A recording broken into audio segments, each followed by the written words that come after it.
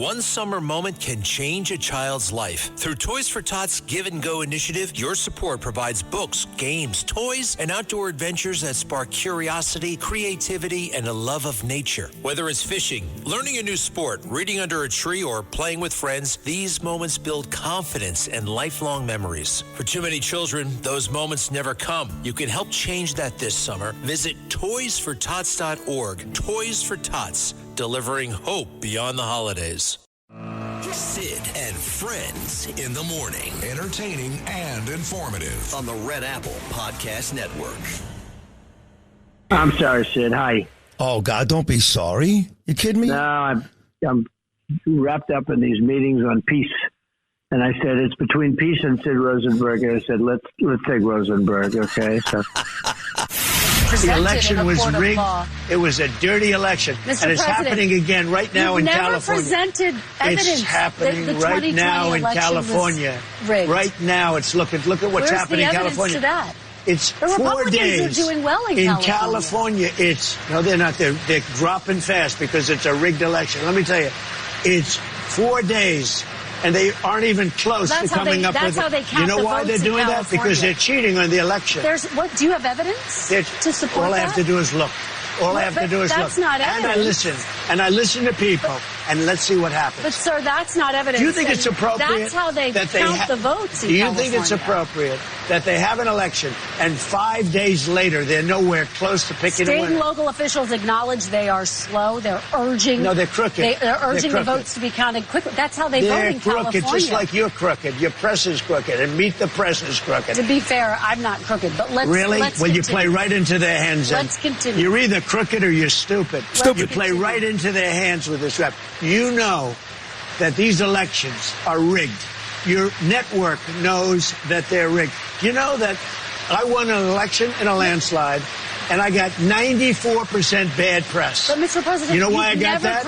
Because you have no credibility. But you've never presented evidence that it was rigged. Let's keep talking about. I want to talk about Todd. You have more evidence. There's more evidence than ever presented. Let's talk about your elections in this country. We're like a third world country. But, sir, your elections are crooked, and you're crooked, and Meet the Press is crooked, and so is ABC and CBS and CNN. But, Mr. President, you're one-sided crooked networks. All right, let's call it quits because I've had enough. Thank you, darling. Have a good time. Mr. President, let's please. I traveled all the way to Wisconsin. I've sat in the rain with you. I know. I've sat in the rain with you for an hour, on and off in the rain, and I've given you enough time. You ought to straighten out your press because you know what? Mr. President, a country can never be great with a dishonest press. We traveled all the way to Wisconsin for this interview. The way California conducts their elections is a legitimate threat to democracy, and I can prove it in 6 ways. But before I do, I'm not alleging fraud, nor am I an election denier. I'm simply arguing that the California system is easily susceptible to systemic cheating. So respond to these substantive and legal claims I make as opposed to casting aspersions on my character. Anyway, number one, ballot harvesting in California is legal. That means that third parties are allowed to deliver thousands of completed ballots themselves with zero supervision or timeline. Number two, there is zero requirement to show any type of ID when you go to vote. Number three, there are thousands of unattended drop boxes for ballots. There are dozens of examples of those ballots being lit on fire, stolen, or bombarded with fake ballots. Number four, the homeless in California are regularly paid to vote. They are given fake addresses and coached through the process. Number five, mail-in ballots are sent to every registered voter, whether you request them or not. California almost never updates their voting rolls, so ballots are regularly sent to people who no longer live there, the wrong address, or just a different person. My building alone had a dozen examples. And number six, India had 660 million voters last election, and they counted the vote in 1 day. California has 16 million, and counting takes at least 30 days. This is a national embarrassment. The bill passed so fast and with no debates that several lawmakers were privately shocked when they learned it passed both the Senate and Assembly. If Hochul signs a bill, the words mother and father will be removed from family court law and replaced with gender-neutral terms. Mother would be replaced with gestating parent, and father would be replaced with non-gestating parent. The bill's memo argues that this new language is more inclusive, and it takes into account that a biological parent doesn't always mean mean that they are an actual mother or father in a child's life. For example, if a child is adopted or born from a surrogate. But critics of the bill argue that this change is unnecessary, especially when lawmakers only have one more day left of the legislative session before they leave Albany for the rest of the year. Republican Assembly Minority Leader Ed Raw weighs in. And we also asked Governor Hochul if she will sign the bill, but she avoided answering directly. We don't think it does anything to make New York more affordable on a permanent basis. And that's what New Yorkers are talking about. That's what they care about. They want to know what we're doing to make their lives more affordable. I'm not familiar with what was introduced late last night, so I'll take a look at it. But I have until the end of the year to review them and make a decision. So I won't be commenting on pending legislation. Now, we also reached out to the sponsors of the bill in both houses for an interview or even a comment, and they declined. A new wave of attacks in the Middle East as the war between the U.S. and Iran reaches the bleak milestone of 100 days. Iranian missiles were seen in the sky over Israel. It's the first time Tehran has launched strikes against Israel since that fragile ceasefire started back in April. Those strikes come after Lebanon's capital city of Beirut was targeted by Israeli strikes. Israeli forces say they were targeting Hezbollah militants. Israel is now vowing retaliation. The security minister quoted as saying, "Tonight, Tehran must burn." How President Trump is responding. ABC's Tom Burge leads us off from Jerusalem. It's on day 100 of the war with Iran, the ceasefire cracking, as Iran launches its first missile attacks on Israel in almost 2 months. Iran firing multiple waves of ballistic missiles at northern Israel. An Israeli security source saying at least 10 Iranian missiles were intercepted. There are no reports anyone was killed or injured in the attack.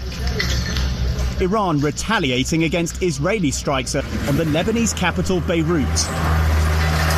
The IDF saying it targeted Iranian-backed Hezbollah in the south of the city just hours after the militant group fired projectiles into northern Israel. In a phone call with Fox News, President Trump reacting to Iran's attack on Israel, reportedly saying, quote, "What I would suggest to Iran, you've shot your missiles. That's enough. Get back to the table and make a deal." And in another call, Trump reportedly telling Axios he was about to phone Israeli Prime Minister Netanyahu and tell him not to retaliate by attacking Iran.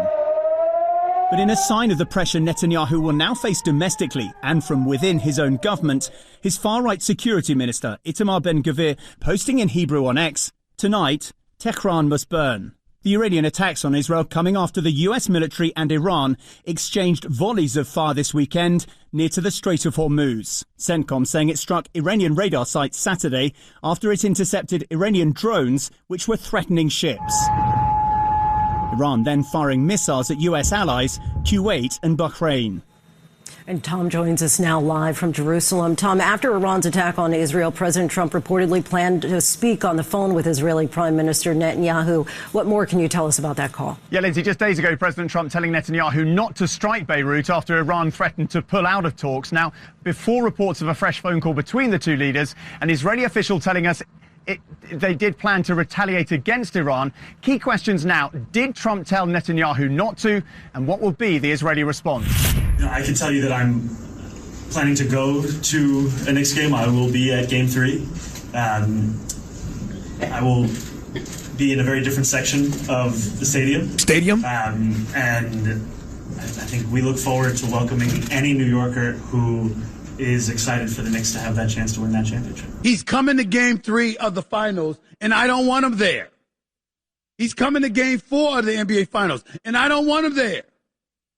And it has nothing to do with politics, policy, or anything like that. It has everything to do with him disrupting and contributing at the same time to the chaos that's going to be existing at Madison Square Garden. If there was ever a time, if it were Barack Obama coming to the Garden, I would say stay home, stay at the White House. If it was George W. or Clinton or somebody, stay at the White House. Don't come. You don't understand what Monday is going to be like in New York City. The subways will never be more packed. Don't drive your cars in Midtown. I'm trying to tell you, it'll be a parking lot.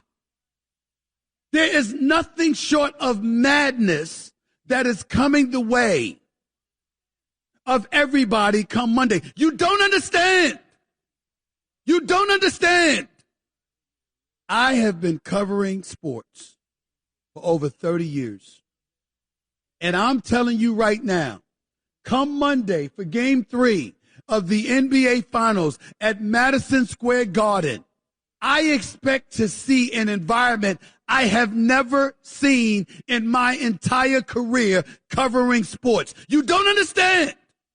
You don't understand. Are you still a Knicks fan, President Trump? Well, I am, and I get along with Jim Dolan. I think he's a really nice guy, and he's entitled to a good team because he's suffered a little bit.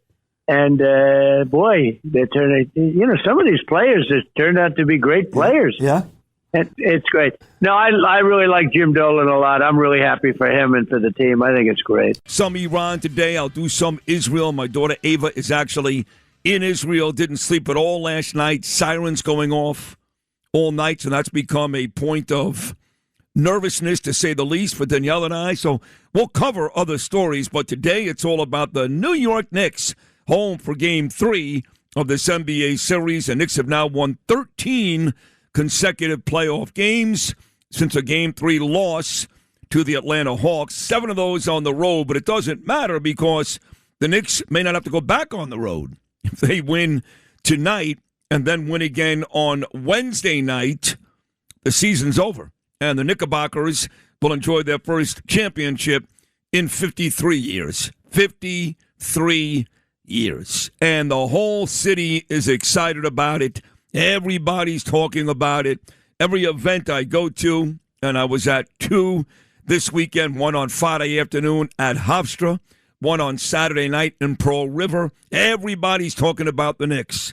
And yes, President Trump will be here later on tonight. Not going to lie, texted him 2 or 3 times in an effort to be inside that box with Jim Dolan later on tonight. I mean, if you think about it, and they haven't gotten back to me, so the odds are I'll be nowhere near the Garden, which is fine. To be honest, it's going to be such a mess. I'm much better off at home watching the game, but just the idea, okay, that Mamdani and Hassan Piker, listen to this, Mamdani and Hassan Piker will be in Madison Square Garden tonight, and I won't. Right, I'm a guy that's covered sports in this town dating back to my days 26 years ago at WNEW, 25 years ago at WFAN. Sports fans in this city love me for 25 years. They love me more now, yes, but they still love me. I get stopped every week about my days on the Fan, talking about the Giants and the Knicks, and at the time the Mets. Now I love the Yanks and the Rangers. So the fact that Mamdani and Piker will be in the building tonight, and I won't, is gross. Now, the president will have a bunch of people in that box. I don't know everybody who's going to be in there. My guess is, I know Bruce Blakeman will be there, running for governor, and him and the president are very, very tight. Lee Zeldin's in town. We shared an event together with Mike Lawler on Saturday, so I do believe the head of the EPA and a diehard Knick fan, Lee, will be there. That's my guess. I don't know that for a fact. So I'm not sure exactly who will be in that box with Trump. But can you think of anybody, Noam, sports guy, Mr. New York City, helped out Trump in a major, major, major way? Can you think of anybody that can, including Bruce, who can possibly be in that box tonight that deserves it more than me? What was it, Thursday night that you texted the president asking him if you could have a seat in the box? Yeah. It's been nothing for 4 days. You've heard nothing at all. Nothing. I'd almost rather he say, Sid, I can't do it, but no responses is annoying. Yeah. But come on. Mamdani and Piker. Let me tell you. Is that his date? Piker is Mamdani's date? I don't know. Are they sitting next to each other? I don't know. Oh. I know that Piker online yesterday confirmed he'll be here. We can still try to confirm or deny that. But this is what a huge basketball fan Mamdani is. So no one has been all over Mamdani and Hochul more than me. Nobody, okay? Sorry. I know Rappaport does it and maybe Ackerman. I don't know. But since this whole Knick thing started, Noam, Lou, do I not bash them every day on the air, on Twitter for being phony Knick fans? I mean, Hochul made it easy for me. She talked about that great 1993 Knick team that won the championship, which would be great if they existed. But, of course, we know the Knicks did not win a championship in 93. It was 20 years prior to that. So she can do all the videos she wants with Adrian Adams and all that nonsense. She's a phony. She knows nothing about the Knicks. And then you get this moron, this mayor, who's talking yesterday how he's not going to sit next to Trump because he doesn't like Trump. You know, the president, and I've told him this, he annoys me. I love him. I love him. I love him. I can't say it enough. But the way he talks about Mamdani at this point has annoyed me to the point where I'm not okay with it anymore. And I would tell the president that. If I was in that box tonight, I would say, Mr. President, do me and New York a favor and stop lying about Mamdani. He's lying. There's no way he likes him. He's a scumbag. A scumbag. But let me just show you how little Mamdani knows about the Knicks and basketball. He's not sitting next to Trump tonight because he doesn't like him. But more importantly, he said he will be at the stadium tonight. And I know I may be nitpicking, folks, but I'm a sports guy. There's not a basketball team in the country that plays games in a stadium. We play basketball, Mamdani, you dumb prick, in arenas, not stadiums. We play baseball in stadiums. We play football in stadiums. We don't play basketball and hockey in stadiums. We play them in arenas. You do realize that, Noam, right? Yeah, that is not nitpicking, because I heard that, too. I was like, what are you talking about? He's a moron. Stadium? Yeah, but he's a big Knick fan. Oh, he loves his Knicks. He'll wear a Starks jersey, and he'll do that little thing where he starts with his hands on the ground and picks it up to the sky. Let's go, Knicks. He referred to this tonight. I want to play this again, number 7. Again, this is how you know that these people have no idea about basketball, all this, I love that. It's a lie. Here's Mamdani, number 7. He'll be at a stadium tonight. When the other 18,000, they'll be at an arena. Cut 7. I can tell you that I'm planning to go to a Knicks game. I will be at Game 3. I will be in a very different section of the stadium. That's no, shut up. That's all you need to hear. He knows nothing about basketball, about the Knicks, about anything. He knows nothing about nothing. That's what he knows. Nothing about nothing. So you heard Stephen A. Smith, too, yelling and screaming, I don't want Trump here. Not because of anything political. I guess Smith used to love Obama. Maybe he still does. He's like, I wouldn't want Barack here either. He's talking about just a chaotic scene. So I reached out to Stephen A. Smith, I'll be honest, on Saturday, and I said, hey, Steve, take it easy. Mamdani, who doesn't know anything about the Knicks, he was in Uganda watching soccer. He's going to be in the stadium on Monday, I should say. Trump is a lifelong Knicks fan. There's hundreds of pictures of President Trump sitting courtside at Knicks games over the years. He's friends with Jim Dolan. He follows the Knicks. Say what you want about President Trump. He's a legitimate Knicks fan. If anybody deserves to be in that building on Saturday, when you're talking about Mamdani versus Trump, it's not even close. So do you know, Saturday afternoon, based on that text, that Stephen A. Smith called me? He never calls me. We text each other all the time. We become very, very close. But he called me, and he said, Sid, I got to tell you, Sean Hannity sent me the same text, and I just called Sean and had the same conversation. I said, well, what are you mad about? And he went on to explain that it was more about traffic and chaos. I said, well, you know whose fault that is? The mayor. Because this city has taken on the persona of the mayor, and the mayor is all about chaos. He's all about pro-Hamas groups running up and down the streets, terrorizing people. He's all about Mahmoud Khalil and his father at Columbia University terrorizing Jewish students. The mayor is all about chaos. And he's like, well, that may be true, but it doesn't change the fact that the president shouldn't be here. I said, okay, Steve, here's the deal.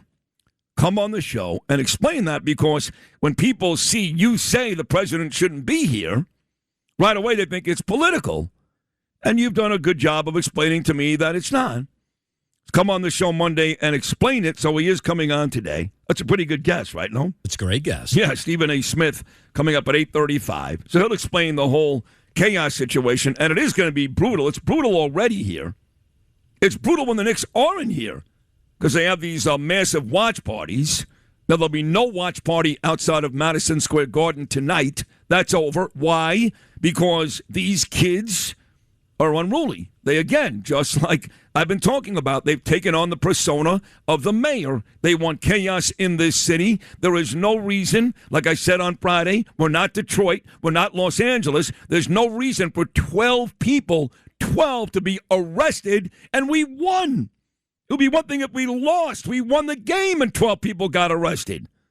So now they canceled the MSG watch party tonight because the president is coming. There are still 3 watch parties if you're one of those losers who goes to these. I think my son is going, but he's exclusive to the loser comment. Where is he going? What? Yeah, his little buddy. My son has his friend. His name is Led, and they've been friends from the JCC down in South Florida since they're 4 years old. 4. And they still talk all the time. We go to Florida. Gabe always manages to see Led. So he called Led on Friday or something. He said, you should come in because Led's a big Knicks fan. His parents lived here in New York for forever. You should come in. And the next morning, Led goes, I got flights. So the kid's coming in today. And again, they've been bus buddies for 14 years. So they're going to go to one of these parties. There are 3 tonight. The Woolman Rink, they've got a watch party. Brooklyn Bowl, it's a horrible liberal place. They've got a watch party. And Bryant Park. So no watch party outside the Garden, but you can still go and cause a whole bunch of trouble and act like an asshole and get arrested at Woolman Rink, Brooklyn Bowl, or Bryant Park. They're all close enough anyway. Right, they're right by, Bryant Park is right by the Garden. I know, right by the Garden. So it's going to be complete chaos. You have an opinion on that tonight? No? Well, on Friday, you had the police commissioner warn. She said, you can have these watch parties outside MSG, but you got to behave. And then she brought in 1,000 police officers on Friday night to patrol the area. By the way, you said the number was 12. It was more like 27 people were arrested. Yeah, the number's been updated. One of those guys, he punched a police officer in the face. I saw that. Is that the same guy that went on a stabbing spree at Penn Station? No, that's a whole different story. Yeah, it's not really a different story because a lot of folks are going to go through Penn Station to get to the Knicks game tonight. And just when we're hearing last week about all these great crime numbers, and I do want to congratulate Jessica Tisch. The mayor has nothing to do with that. The mayor, if it's up to him, there'd be no cops. There'd be complete anarchy here. The purge would happen every night. So murders are down and shootings are down, but stabbings are up. And we just saw it at Penn Station. Rape is up. Assault is up. So the numbers don't really tell you the whole story on Friday. We're still very, very far from a safe city. In fact, we're still a very unsafe city. So tonight you got all these people coming into Penn Station, and we're just a couple of days removed from a maniac with a knife, not even a gun, stabbing 6 people, right? Yeah, some homeless guy who just stabbed everybody around him about 7 o'clock last night. It's unbelievable. All right, so the president comes. There's going to be traffic. It's going to be brutal. Stephen A. Smith said it's usually about 2 hours to get in. I can't even imagine what it'll be like tonight. Corey Zelnick will join us tomorrow. Corey, my dear, dear friend, the king of commercial real estate. He's going. He's gone for 20 years. He's got season tickets, literally second row. He'll join us to recap the game tomorrow, talk about what happened tonight. But some of these guys are going like 5 hours before the game. Game starts at 8:30. You're going to see a lot of these Knicks faithful get there early. I don't know what time they're going to open the Delta Club tonight, which is the very ritzy restaurant bar downstairs where all the big money people go to. They talking about big money people. They asked President Trump over the weekend, do you feel badly for people who can't afford to go to the game? He's like, no. Stay home and watch it on TV. Just so you know, I agree with Trump, okay? I am so sick and tired of worrying about everybody that can't afford it. Tough. Sorry. You can't afford it? I really can't afford it, to be honest. And I do pretty well, but I can't afford to go to these games at $50,000 apiece. That's the way it is, okay? That's the way it is. So stay home and watch it on TV and shut up. Stop worrying about everybody in this city that is not successful, whether it's their fault or not. So I'm not worried about that. I agree with Trump on that one. But at any rate, what else is involved with this game tonight? Am I missing anything else? It's TSA-type security to get into the building because of the president being there. So it's going to take you longer to get through security. Stadium tonight. Yeah, the stadium, right. You want to get to the stadium, yeah. So, just to know if you're lucky enough to have a ticket, it's going to take a while to get inside. So probably get there early if you want to see the whole game. How early would you get there tonight? Well, it's 8:40 it starts. Probably if you get there 2 hours ahead of time. No, it's not going to work. You don't think so? We'll talk to Stephen A. Smith at 8:30. He's gone to every NBA Finals game for like 30 years. And he thinks 2 hours is not going to work. That's why he's so upset. By the way, the NYPD handles huge events all the time. I mean, gigantic events with world leaders. We do the United Nations General Assembly. There's people from all over the world, right? Then we've done conventions, all kinds of stuff. The president being at the arena is actually small time compared to those events. It's not only because that specific area, 33rd, 7th, 8th, that Midtown Manhattan, because you've got the Garden and Penn Station, is so congested. The UN is 10 blocks away. It stands on its own. But because you've got Penn Station there with the Garden, it's so congested to begin with that, yes, you're right. And now we got the World Cup coming here this weekend. That starts on Saturday, the day before non-gestation day for me, because I'm a dad. I'm not a dad anymore. I'm not a father anymore. Now I'm a non-gestating parent. We'll get to that ridiculousness. So because of that congestion, Noam, even though you're right, we do bigger events, the congestion there is probably the worst in all of the city. So I understand Smith's point. Now, I disagree. I want Trump to come tough, go early. My God, I felt badly because it's going to take you a while to get to the game. I couldn't care less. But he's right about that. The congestion is brutal in that particular spot. Does that make sense? Yeah, but it's always bad there because it's a transportation hub. Right, that's the point. So when you combine the two and you bring the president, it could be very, very ugly. So I'll be in Queens way before. All right, so Game 3 coming up tonight, 8:30. Joe Pags is one of the most successful radio hosts in the country. He's on a couple of hundred networks, and he was ranked in the Talkers Magazine Heavy 100 list last week, which doesn't mean anything. Mark Levin was number 12. He should be number 2. I was number 13. I should be number 3, but fine. Joe Pags is number 7. So he's a big-time guy, very big-time guy. And he was great at Talkers Magazine Friday, him and his lovely daughter, Sam. And the funny part about Pags is he's best friends with Sean Hannity. Those guys are best friends. You know where he lives? San Antonio, Texas. So he's going to come on live from Texas in about 20 minutes, and we can talk about the Knicks and the Spurs. So that'll be fun. Joe Pags coming up at 6:55. Let me get back to Mamdani. So this creep, who the president continues to call a nice guy, furthest thing from the truth. We kind of made fun of the fact that he's calling Madison Square Garden a stadium, but it goes to show you that he knows nothing about sports. Nothing. He's not a real Knicks fan. He's a liar. He's a phony. Him, Hochul, they're all phonies. But this is a much more serious story.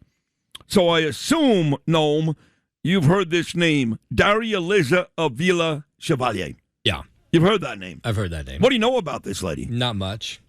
I'll tell you about her. She's a DSA candidate. Well, that much I know, yeah. Running for Congress, who Mamdani has endorsed, who on October the 8th of 2023, when they were still collecting babies out of ovens, picking up heads after Israelis were beheaded in the street, and trying to find young girls who were raped in Israel then taken back to Gaza, this low-life piece of garbage, wretched, vile piece of garbage, went to an anti-Israel rally, October 8th, 2023. Literally the next day after that tragic day.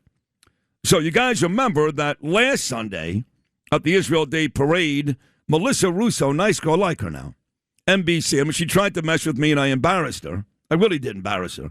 But she's a nice girl. She's not like Kristen Welker or, the other idiot Margaret Brennan. I like Melissa. And Melissa did a very good job with this Chevalier. She got to her on Saturday. I'm not sure where they were. But she asked her, how do you go to that? How are you, those people there were celebrating the death, the brutal death, just the day before of all these Israelis. So here's the back and forth between Russo and Chevalier, courtesy of NBC4, Melissa Russo Lewis, ironically, cut number 4. Can you explain why you attended the rally on October 8th in Times Square that considered the attacks by Hamas in Israel and the taking of 251 hostages, including children, as resistance?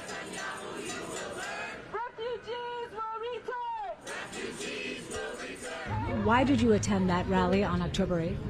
Listen, like so many other rallies, sometimes there are people there who share a different view from you. I have always condemned the celebration of the loss of life.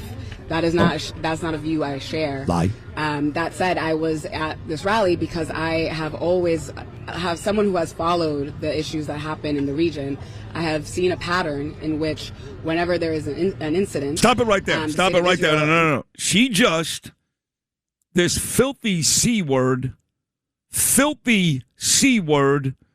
just described October 7th as, quote, an incident. Did you hear that, Noam? I did. An incident. This is the lady that Mamdani is aggressively endorsing for Congress. According to her, Chevalier, what happened on October 7th, 2023 in Israel was, quote, an incident. Do you believe that? I do believe it, actually, because she's a Democratic socialist. No. Come on. Play the rest of it, Lewis. I'm sorry. When she said, anytime there's an incident, oh, that was an incident? You dumb bitch. Play this, please. That rally on October 8th? Listen, like so many other rallies, sometimes there are people there who share a different view from you. I have always condemned the celebration of the loss of life. No, you haven't. That's not a view I share. That said, I was at this rally because I have always have someone who has followed the issues that happen in the region. I have seen a pattern in which whenever there is an incident. The state of Israel engages in a response that is often disproportionate and creates a greater loss of life. Says who? And that is what I was there to shut up. stand You're a dumb idiot. You're an asshole. God, you're a lowlife. Lowlife. And that's Mamdani's candidate.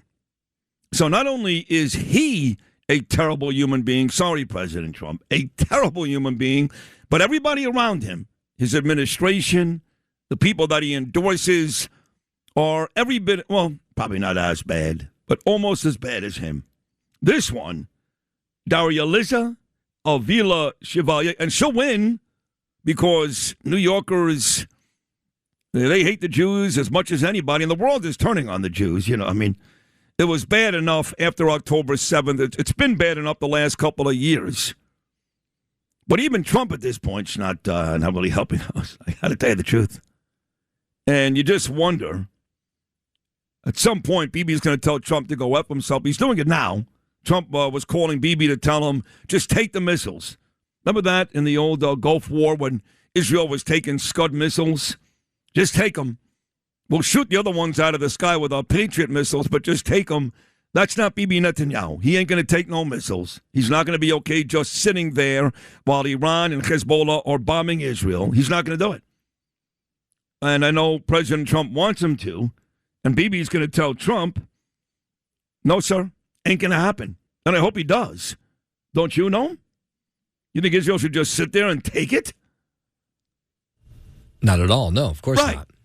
So that Trump-Bibi thing is about to explode because Trump is bending over backwards to appease Iran. They don't deserve it.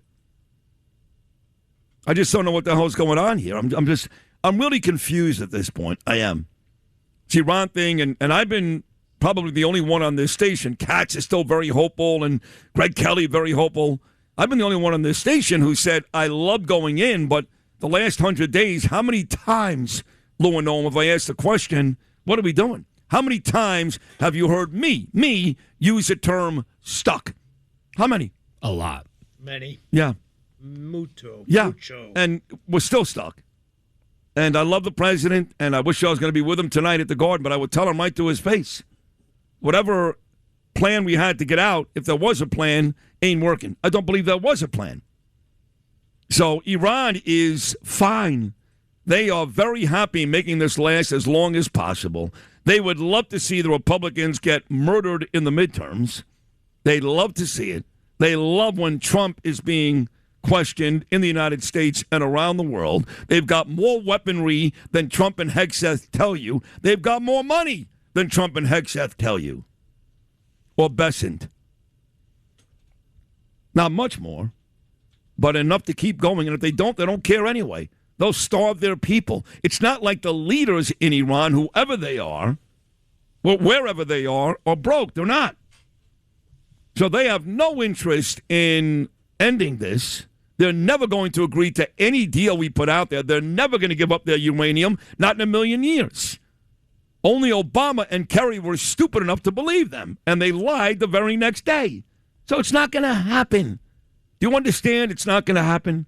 Maybe they'll open the strait, maybe not. I don't know. But they're never giving up their nuclear capabilities. They're never going to do it. We've been trying for 100 days. We're getting nowhere. Nowhere. Gas prices are still high. Oil prices are still high. And now Israel and Iran are back at it full scale. My daughter is in Israel right now, and I'm scared to death. I'm supposed to go to Israel next Thursday in 10 days, and I have no idea what's going to happen. My wife doesn't want to go. She's miserable. My son's not paying attention because he's watching the Knicks, but it's a mess. Unless I'm missing something, Noam, because I know it's going to end and the prices are going to rebound and everything's going to be great. Well, this volley between Iran and Israel may be short-lived. Maybe what we're seeing over the last 48 hours will be it, and then it'll be over. But, yeah, in terms of a peace deal, a ceasefire, something finalized between Iran and U.S., it seems like it's a long ways off. It's a mess. In California, we started the open, of course, with Trump walking off the set, which I'm glad he did do that. Again, I know I'm giving Trump advice this morning on a bunch of fronts, and you don't care what I say. We were good friends, but he doesn't care. But I would stop doing these. I don't know why he does them. You know, there was a while there where you gave him credit. I still give him credit for walking into the enemy lair, right? He's basically jumping over the fence at the Bronx Zoo and walking towards a lion. That's what Trump is doing. And it doesn't work because they don't push back. They don't show him any respect, whether it's Margaret Brennan or George Stephanopoulos or Tapper, any one of these idiots. And Kristen Welker may be the worst of all of them on NBC's Meet the Press, and he walked off yesterday. And he's making a good argument. Why is this thing going into day 5? You heard Shabbos Kestenbaum. In India, they've got about 600 million people. The election is over that night. California's got 16 million people, and 5 days later, all the Republicans are losing. Spencer Pratt is not going to make it. Trust me, it's over. He's not making it. That's it. I know there's more votes to come. They're all going to be Democrats. You've got Bass and Rahman. Spencer Pratt got screwed. And Hilton is holding on for dear life behind Becerra with Steyer gaining. Hilton may make it. He may. But he's not going to beat Becerra in a general election come November. It's never going to happen. Never. So last week we're all happy, and Tuesday, just like I thought in 2020. We started the show after the election in 2020, me and my late great partner Bernard McGurk playing We Are the Champions by Queen. If you remember that. We thought Trump won. He was up so big, we thought he won. And then as the day moved on, it was kind of like that meme between the Buccaneers and Chiefs, that the Buccaneers did not win the Super Bowl because the Chiefs just found 4 touchdowns, which was funny. Same thing here. They're finding votes. And Welker's like, no, it's just a slow process, and these are real, and there's nothing rigged about it. What's your proof? And so it's a mess. So I played Shabbos Kestenbaum earlier. Here's my friend Stella Escobedo. She's down in San Diego. She's part of my lady crew. I got Siggy Flicker and Bridget Gabriel and Laura Loomer and Jexit, Michelle Lubin Terrace, all of them. Stella was on the show just last week, and she tries to explain here what the hell is going on, Louis. Stella Escobedo, cut number 3. You guys hear me out. I want to connect the dots for you. Nithya Raman in California pulling ahead of Spencer Pratt for second place in the LA mayor's race. And we saw President Trump, his frustration with NBC when they started talking about California elections. But if you think this is just about California's voting dysfunction, you're missing the bigger picture. It's a problem in California, yes, right? But if Gavin Newsom takes his ambition national and one day becomes president, that model will go national too. That means every city, every state could end up dealing with the same exact chaos. And as a former mainstream media news anchor, I'll tell you what has changed. But first, listen. Happening again right now in never California. Presented evidence. It's happening the right now in California. 4 days. Republicans are doing well in California. No, they're not. They're dropping fast because it's a rigged election. One-sided, crooked networks. All right, let's call it quits because I've had enough. So Trump walks out because it's the same thing over and over again. Mainstream media isn't interested in investigating. It's more of a battle over credibility, trying to make others look bad. So for instance, in California, residents are told homeless is not a big deal. They see with their eyes. Crime, not a big deal. They see with their eyes. Election integrity, all good. But the DOJ is saying California is blocking a federal audit over its voter rolls. What are they hiding? So my point is many Americans believe the mainstream media spends more time dismissing their concerns than investigating them while presenting itself as being nonpartisan. I spent so many years inside those newsrooms. There is a clear agenda, and that is the bigger story here, you guys. It's about a public that no longer is waiting for permission to think for itself, because people trust their own eyes more than they trust the people who spent years trying to convince them not to, which is why President Trump is like, I'm done with this conversation.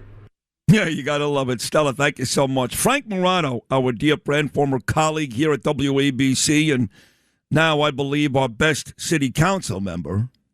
He said he was on a panel, Lewis and Noam, at Talkers Magazine on Friday, and they were talking about radio in general, the future of radio, you know, all that stuff, Michael Harrison. And Morano said, unprovoked, that the first 45 minutes, the 5 or 6 minute news piece, which is more like 9 or 10, and then Sid's 40-minute opening segment is the best and most entertaining 45 minutes in radio anywhere, anytime, every day. That was unprovoked from Frank Morano. And you just heard it. Nice. And he's right. We covered everything there with a lot of opinion. But we got a lot of great guys stopping by today, too. We're going to talk to famed defense attorney, my friend of 48 years. He was in Italy last week. His son got married. So he's usually on Fridays. He'll be on today. Joseph Tacopina. Stephen A. Smith, that's the big one coming up at 8:35 this morning. Our boss, John Catsimatidis, who I must say was also very good at Talkers at the Fireside Chat on Friday. The WFAN Hall of Fame legend, Craig Carton. Lots of Knicks today. And coming up next, a legitimate radio superstar, number 7 on the Talkers Magazine Heavy 100 list out of San Antonio, Texas, Sean Hannity's best buddy, Joe Pags. Plus 1 or 2 more surprises along the way. It's Game 3. Sid and Friends in the morning on the Red Apple Podcast Network. Saturday was the 158th running of the Belmont Stakes. I was invited by my dear friend Keith Cantrell. He's got a big house up in Saratoga. He's got the pool, the whole thing, you know. Buddy owns a bar. Buddy owns a restaurant. To spend the day on Saturday and go to the race, see pictures, and everybody was up there. Bruce Blakeman was there with his wife. But I did not go. I had this event in Rockland County, which I had already said I would go to, and it was a great event. It was me, Mike Lawler, Lee Zeldin at the Pearl River Hotel. It was great. So I didn't go. But forgetting about the actual day in Saratoga, how about my guy, Vinny Viola? Come on, guys. One of my best buddies, yes, the same Vinny Viola that owns the Florida Panthers, who last I checked have won the last 2 Stanley Cups, right? Because Vegas and Carolina, they're still playing. What is that series now, 2-1 Vegas?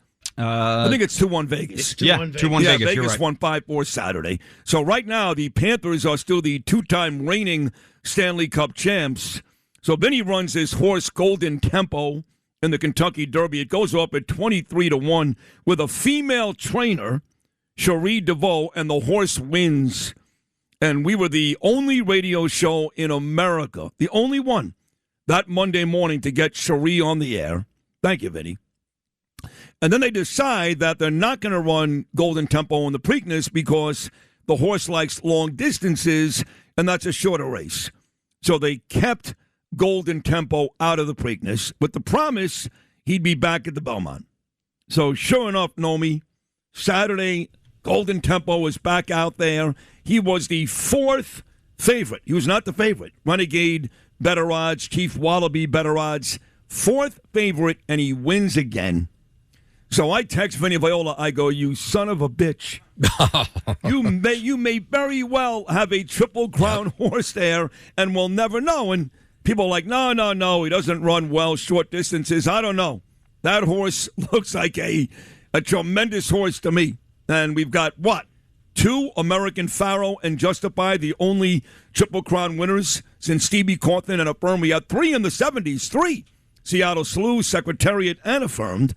So Brooklyn's own, right? Williamsburg, Vinny Viola made it big with Virtue here in New York as a, well, what do you call those people? Not a traitor. Turncoat. No, well, go with that, sure. Turncoat. He went from a Ranger fan to owning the Florida Panthers. Sure. Okay. So Vinny Viola has now won the last 2 Stanley Cups, and he wins the Kentucky Derby and the Belmont. I don't know my naivete. Yeah. Why a short distance is not good for anybody racing? I don't know. Understand. They say the horse would not be as effective, and they also didn't want to run him again. Sure, he complained on this show. She'll join us tomorrow. She'll be back tomorrow. That she thinks that these races should be further apart. So you won the Kentucky Derby. She thinks should be a month before the Preakness. Why don't you just do the Derby in May, the Preakness in June, and the Belmont in July? This way you get 3 months of the Triple Crown horse season, because the truth is, after this, yes, people care a little bit about the Travers, they care a little bit about the Breeders' Cup, but not really. It's over. It's over. So why not make it last and give these horses more time to rest? That's her point. So, yeah, they talked about the distance, Lou, but to your point, it's a fair question. I think they want to kill the horse. Vinny is more concerned about the health of his horse than winning these races. He's made millions winning these 2 races. So, anyway, congratulations to our friend Vinny Viola. And Cherie DeVoe, first female trainer ever now to win 2 Triple Crown races with Golden Tempo. She'll join us tomorrow in the Kentucky Derby and the Belmont. We'll take a break. Joe Pags is in San Antonio, Texas, as the Knicks are about to make very, very quick work of the Western Conference champs and win our first championship in 53 years. Game 3 at Madison Square Garden tonight. This is Sid on Sports. Oh, my goodness! Sponsored by Peerless Boilers on 77 WABC. Justin Ellick here with your sports update, sponsored by Pete Morgan of Peerless Boilers. Go to peerlessboilers.com to find a dealer near you. Peerless Boilers, the world's best-built boilers. Of course, the big one tonight, 8:30 p.m. Your first NBA Finals game at Madison Square Garden since 1999. Of course, the last time the Knicks were in the NBA Finals and facing the San Antonio Spurs, ironically enough. So you'll see Spurs and the Knicks at MSG tonight for Game 3. Of course, our Knicks up commandingly 2-0 after taking the first 2 games of the finals out in San Antonio, and they head into tonight as 2.5-point home favorites. In the Bronx, Cody Bellinger's tie-breaking homer sparked a 5-run 8th, capped by Jazz Chisholm Jr.'s 3-run drive, and the banged-up Yankees beat the Red Sox 6-1. They gained a split of the rain-shortened 2-game series and moved within percentage points of first-place Tampa Bay, which has led the AL East since May 10th. Up next for the Yanks, Will Warren starts tonight's opener of a 4-game set against the Guardians. First pitch from Cleveland is scheduled for 6:40 p.m. In San Diego, Carson Benz went 5 for 5 with a home run and an RBI triple, leading the Mets to a 7-3 victory over the struggling San Diego Padres. Marcus Semien and MJ Melendez also homered for the last-place Mets, who took 2 of 3 games from the Padres to win a series in San Diego for the first time since 2018. Up next for the Mets, an off day today before returning home tomorrow to open a series against the St. Louis Cardinals. That's your sports, sponsored by Pete Morgan and Peerless Boilers. Go to peerlessboilers.com to find a deal under you. Peerless Boilers, the world's best-built boilers. I'm Justin Ellick on 77 WABC. Sid and Friends in the morning on the Red Apple Podcast Network. Are you still a Knicks fan, President Trump? Well, I am, and I get along with Jim Dolan. I think he's a really nice guy, and he's entitled to a good team because he's suffered a little bit. And, boy, some of these players have turned out to be great players. Yeah. It's great. No, I really like Jim Dolan a lot. I'm really happy for him and for the team. I think it's great. That was President Trump with me. Now, when I asked Trump that question on this show, you guys all heard it. It was right after we beat Philadelphia. So we were heading to the Eastern Conference Finals to take on Cleveland. We made very quick work of the Cavaliers, and we're starting to make very quick work of San Antonio. With that said, this guy is one of the radio treasures in this country, ranked number 7 on the heavy 100. That is no small feat. A legitimate superstar who happens to reign from San Antonio, Texas, although he is a former New Yorker. Saw him on Friday, did a tremendous job, and his daughter, Sammy. It's my friend Joe Pags. Joe, good Monday morning, buddy. How are you? Sad. Sid, I'm sad that you played 1999. What are you thinking, dude? You guys lost. Yeah, we did, but that was then. By us. Yeah, that was then. And here's the bad news for you. Okay. As Rick Pitino once said, Tim Duncan is not walking on the court tonight, my friend. Tony Parker, Manu Ginobili, they're not walking on the court tonight. And Wembanyama has proven, even though he's a magnificent talent and maybe the best player in the league in a year or two, Towns is physically keeping this guy out of the game. And if you don't get huge efforts from Wembanyama, this thing is over on Wednesday night. That's the bottom line. Well, a couple of things. First of all, I'm honored to be on the program. This is got to be the best morning show on the planet. First of all. Second of all, I'm still a New Yorker. I'm not a former New Yorker. I was born in Amityville. I'm from Copiague. And I would have been pulling for the Knicks had it not been the San Antonio Spurs. I've been here for 3 championships now, and I'm a big Spurs fan. Listen, Wembanyama is like 7'4" or 5" and weighs 122 pounds. I'm not really sure what are you going to do with that guy? Cat must outweigh him by 150 pounds, right? He does. He does. And he's not going anywhere near the paint, and Cat is having big offensive efforts. So Brunson, he's going to outplay the rest. And look, you got 6 guys on that team that average double digits, right? You've got Wemby, and you've got Vassell scores a bunch of points, and Champagne, and Harper, and Castle, and Fox. But the only real star on that team, we got a couple. And Jalen Brunson hasn't even played well. He had a rough first half in Game 1, did not play well in Game 2. He's been our MVP this whole run, and we're still up 2-0. So all I'm saying is read the tea leaves. Back in New York, this team's won 13 straight. You had opportunities to win both home games in the first 2 and walked out without a win. I know you're a Knicks fan at heart, now in San Antonio. Just from an unbiased standpoint, there is really no logical reason to believe that the Spurs are going to win 4 of the next 5 games. Well, I think the Spurs have to hope to end the streak and maybe win a game or 2. I hope that they win because I've been here for a long time. I know a lot of the people in the Spurs organization. I've had people like Tony Parker and Bruce Bowen and others on my show. In fact, I gave Bruce Bowen his start in radio. But wow. You're right. It's not the same team. This team is there way earlier than anybody thought they would be. We thought 3, 4, 5 years from now they'd start dominating, might have a decade in them to dominate. This team is so young, Sid. You know they're going to be around for a long time. But let me say this. I've got to give Brunson his flowers. I mean, I had no idea this guy was that good. I knew he was good. But in crunch time, when Wemby starts to crumble, this guy rises. It's unbelievable what Brunson has done. And I thought his father was going to get in a fight with Fox the other night. I thought that was pretty interesting, too. Hey, Rick Brunson, who was a basketball player, too, can still handle himself. He's probably my age, 60. But I do have to ask you this, Joe, because above and beyond basketball, again, you're a legitimate superstar, number 7 on the list, best friends with Sean Hannity, good buddies with me. You're magnificent on the air, magnificent. And I know you love your basketball team, but how do you root for a team? It's an honest question. That is coached, or was coached by that reprobate Greg Popovich. How do you do that? Well, I got to throw this out there. I was in with the Spurs really good. Like I was playing the national anthem at the Western Conference Finals against the Lakers back in 2013 or 2012, whatever it was. I mean, I was in really, really good with them. But then Pop did what he did about misogyny and Islamophobia, and he did all this stuff attacking Trump. And I said something on the air, and I was out.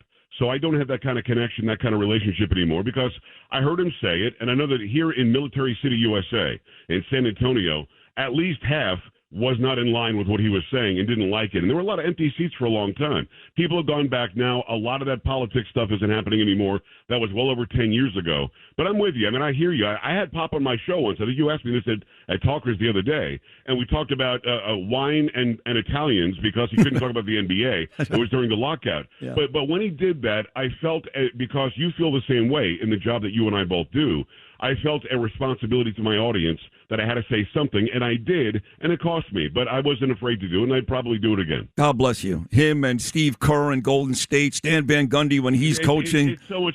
It's so much freaking noise. You just feel like telling him, just shut up, man. Right. You're a great coach. Right. Coach basketball. Yep. Like Michael Jordan said in the 80s, even Republicans like sneakers. Stop separating the audience. You want all of them, don't you? 100%. Like Laura Ingraham said, just shut up and dribble. Just shut up and coach. Yes. This is the great Joe Pags. So I did your great podcast and show last week before you're doing this today. Yes. Thanks for the payback. And I was on, for the most part, to talk about the mayor. And again, you're a New York guy, spent a lot of years on Long Island. That's, I guess, how you and Sean Hannity got so close.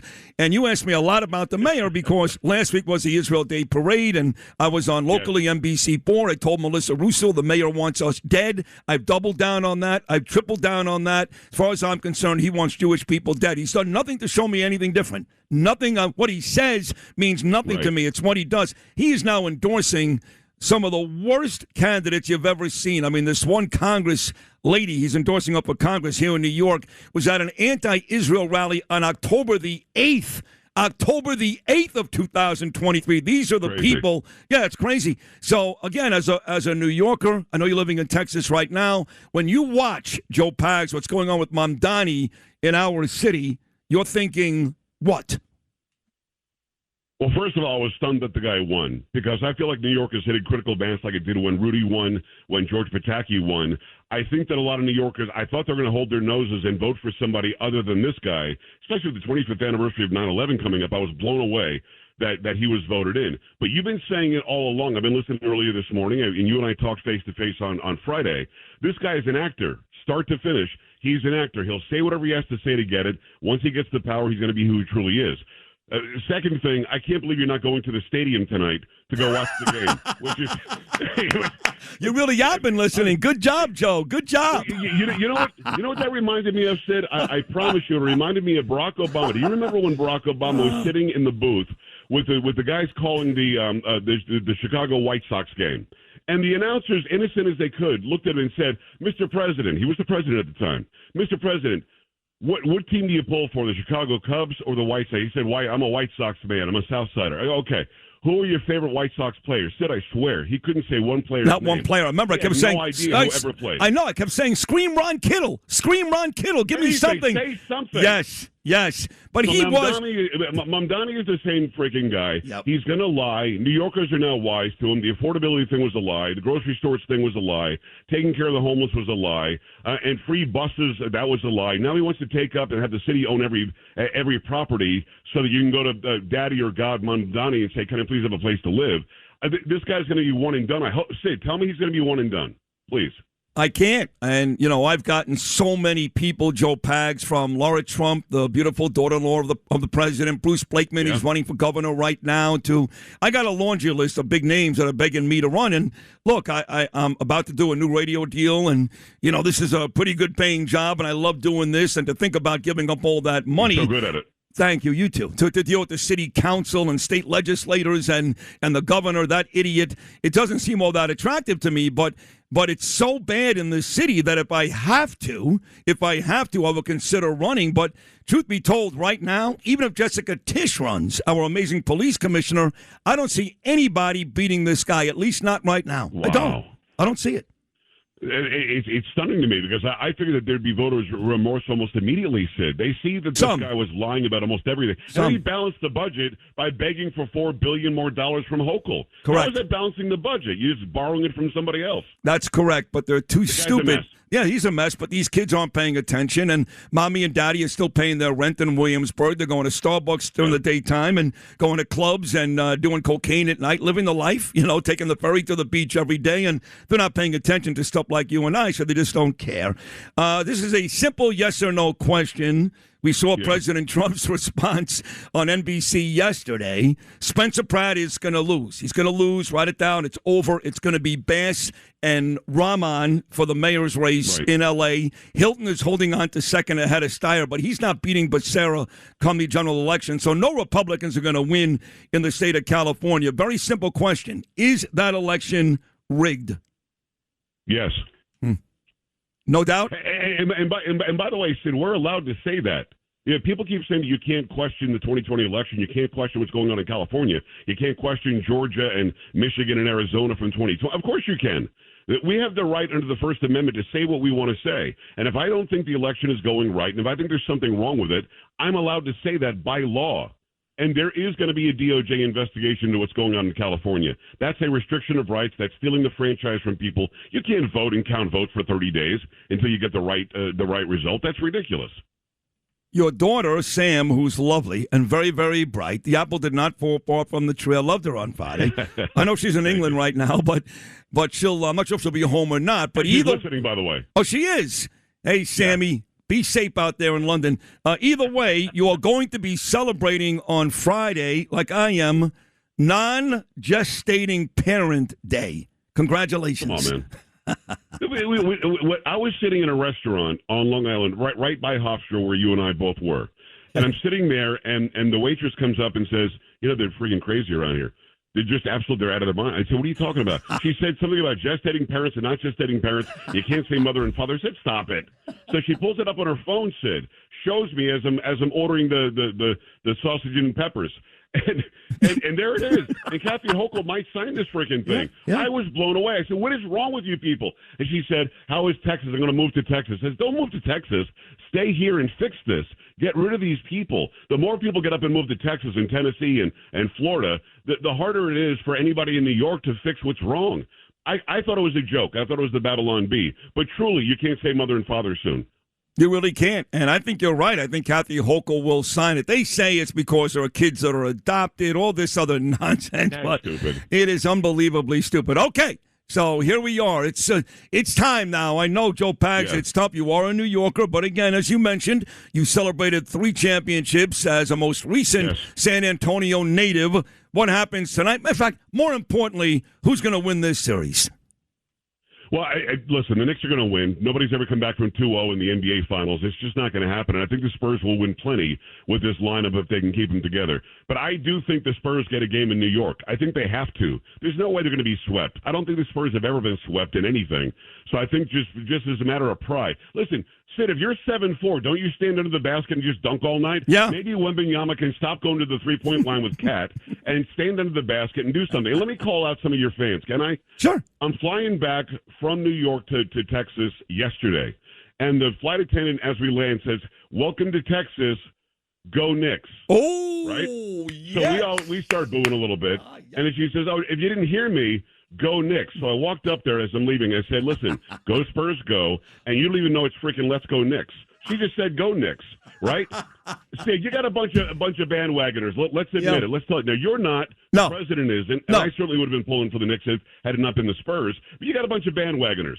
Oh, there's no question. You see these massive crowds outside the Garden. Now, they've canceled the Garden celebration tonight, but they've got 3 others, Woolman, Rink, and Bryant Park, and the Brooklyn Bowl. And they're a bunch of snot-nosed kids, hip high on meth. And I'm telling you, I say the same thing all the time. They're not watching the Knicks and Trailblazers in November like I am. They're not watching the Knicks and the Memphis Grizzlies in December like I am. But for your case, they're not watching the Spurs and the Nuggets in November. But it's a big party. Everybody's into it. I'm going to go buy myself a jersey for $40 and wreak havoc in this city because the city is all about havoc because that speaks directly to the mayor. This mayor is all about chaos, and that's New York City. Is that fair to say? It's absolutely fair to say. By the way, I'm with you. President Trump absolutely should be at this game and the next game, and Stephen A. is dead wrong about this. I was on Stephen A.'s show, quite frankly, back in the late 2000s, and he's a good guy. I like Stephen A. He's a conservative, by the way, fiscally. I think you know that. But at the end of the day, what he's saying about Trump not going is incorrect. Trump should be there. He's been a fan for life. He's been a New Yorker longer than Stephen A. Smith has been alive. Fair enough. Excellent job, Joe Pags. Really great job this morning. And again, congratulations on a monster career. You really are one of the all-time greats. I mean that. I'm not just patronizing you. One of the all-time greats. And I look forward to you coming on this show many, many, many more times in the near future. Joe Pags, excellent job. Thank you so much. Truly an honor, brother. Just keep on doing what you're doing, Sid. What you're doing makes a lot of difference. It really does. Thanks, man. I appreciate that. God bless you. And hello to Sammy, too, listening in London. We'll take a break. We'll get ready with the news with Noam. Sid and Friends in the morning on the Red Apple Podcast Network. Stephen A. Smith is going to join us at 8:30. He was on a tear all weekend long. He had private conversations with both me and Sean Hannity, maybe others. I don't even know. Came out and said, Trump shouldn't come. And we're like, whoa, calm down, Stevie. You know, Trump's a real Knick fan. He's been going to the Garden for 50 years.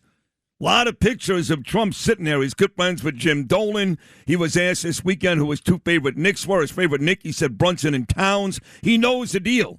He's a real Knick fan, unlike this lying fraud jihad mayor, Mamdani. And you went on to explain it has nothing to do with that. It's about the traffic. The city's going to be too chaotic. I said, fine, then come on this morning. This was Saturday. And explain yourself. So he's going to do that. The mayor who thinks we play basketball games in stadiums, what a putz. I mean, seriously, what a lying fraud phony. He thinks by wearing his John Starks jersey and yelling and screaming with Spike Lee and Jamani Williams, that makes him a Knicks fan. He thinks you play basketball games in stadiums. And the governor, that douche, she thinks the Knicks won a championship in 1993. These are our political leaders. What an embarrassment. What an embarrassment. But, as I mentioned earlier, before I get to a couple more great guests, it was a terrific couple of days for me. Starting on Friday, I finished the show. I ran right out to Hofstra University for the annual Talkers Magazine conference. For you folks that don't know, Talkers Magazine been around a long time. Jason Barrett now has gained on them. And most folks, including me, think Barrett right now is the industry standard. But Talkers Magazine is right there. Michael Harrison has done an amazing job for a very long time. And they put out these lists every year, like Barrett does. Heavy 100 in sports, top 100 sports shows around the country, and Heavy 100 in talk radio. For the second consecutive year, I finished at number 13. I should definitely be top 10, but that's fine. But Michael is a terrific guy. His son Matthew's a good kid. And they put on this big event every year. He does his one little fireside chat. And he has people like Sean Hannity, Bill O'Reilly, those types of folks. But this Friday was John Catsimatidis, and I got to say, my main man, John, did a bang-up job. He was great. Did a great job. John, in fact, will join me coming up in about 20 minutes. And Lee Harris did a terrific job. He was on the last panel of the day with me, along with Harrison's son and Lisa Wexler, who happens to be Jill Zarin's sister and a radio personality in Connecticut. And Lee Harris was hilarious. Not funny, hilarious. Frank Morano was there, Rich Valdez, many others, couple of big-time programmers like Phil Boyce with Salem, my guy Chris Olivero with Odyssey, all in the crowd, and it was a very, very successful day. So congratulations to Michael Harrison. And then Saturday night, made my way to Rockland County for the annual Lincoln Ball, that Republican Party where Mike Lawler runs that show, the amazing Mike Lawler, and he was awesome. He had a great speech on Saturday night, and they had me speaking. I tore the place down. At the end of my speech, and Danielle was nauseous to watch this, they all stood, gave me a standing ovation, and you ready for this? No, they started chanting, Sid, Sid, Sid. Oh, that must have bothered her to no end. Oh, she hated every second of it. I was hard as a rock. It was amazing. This crowd in Rockland County, man, they love me. They really do. And they're all good people there. Lon Hofstein, Lauren Marie, George, all amazing people. And we honored, too, that night. The EPA had Lee Zeldin. So you got speeches that night from Joe Hernandez. He's running for comptroller. Sarita, she's running against Letitia James for Attorney General. Lee Zeldin, Mike Lawler, Lauren, me. It was a great night. So congratulations to Mike and all those great Republicans up in Rockland County. We'll take a short break. Still to come, Craig Carton, Joe Tacopina, Stephen A. Smith, and John Catsimatidis. But as I mentioned earlier, my daughter, Ava, is in Israel right now, and we are getting bombarded with WhatsApp messages about every 5 minutes how she's heading back into the bomb shelters and the sirens. So it's not been a great couple of days for my daughter, and I'm set to go to Israel next week. Looks like the war has started again. Now, maybe very, very short-lived. Trump is doing everything he can to kind of stop it before it escalates, but I'm not sure Bibi wants to play along, so we'll find out for sure. We'll go live to Israel, to Jerusalem. Alex Traiman, the CEO of JNS.org, he's going to walk out of the bomb shelter, just to talk to us. Sid and Friends in the morning on the Red Apple Podcast Network. 3 days of amazing speakers, and that first night, Sunday night, expected to speak include Bibi Netanyahu and Mike Huckabee. And on the third and final night, expected to speak anybody from Ron Dermer to Victoria Coates to Morton Klein to Alex Traiman to Sid Rosenberg to Mark Levin. But with now missiles being fired once again into Israel, first time since this ridiculous ceasefire in April.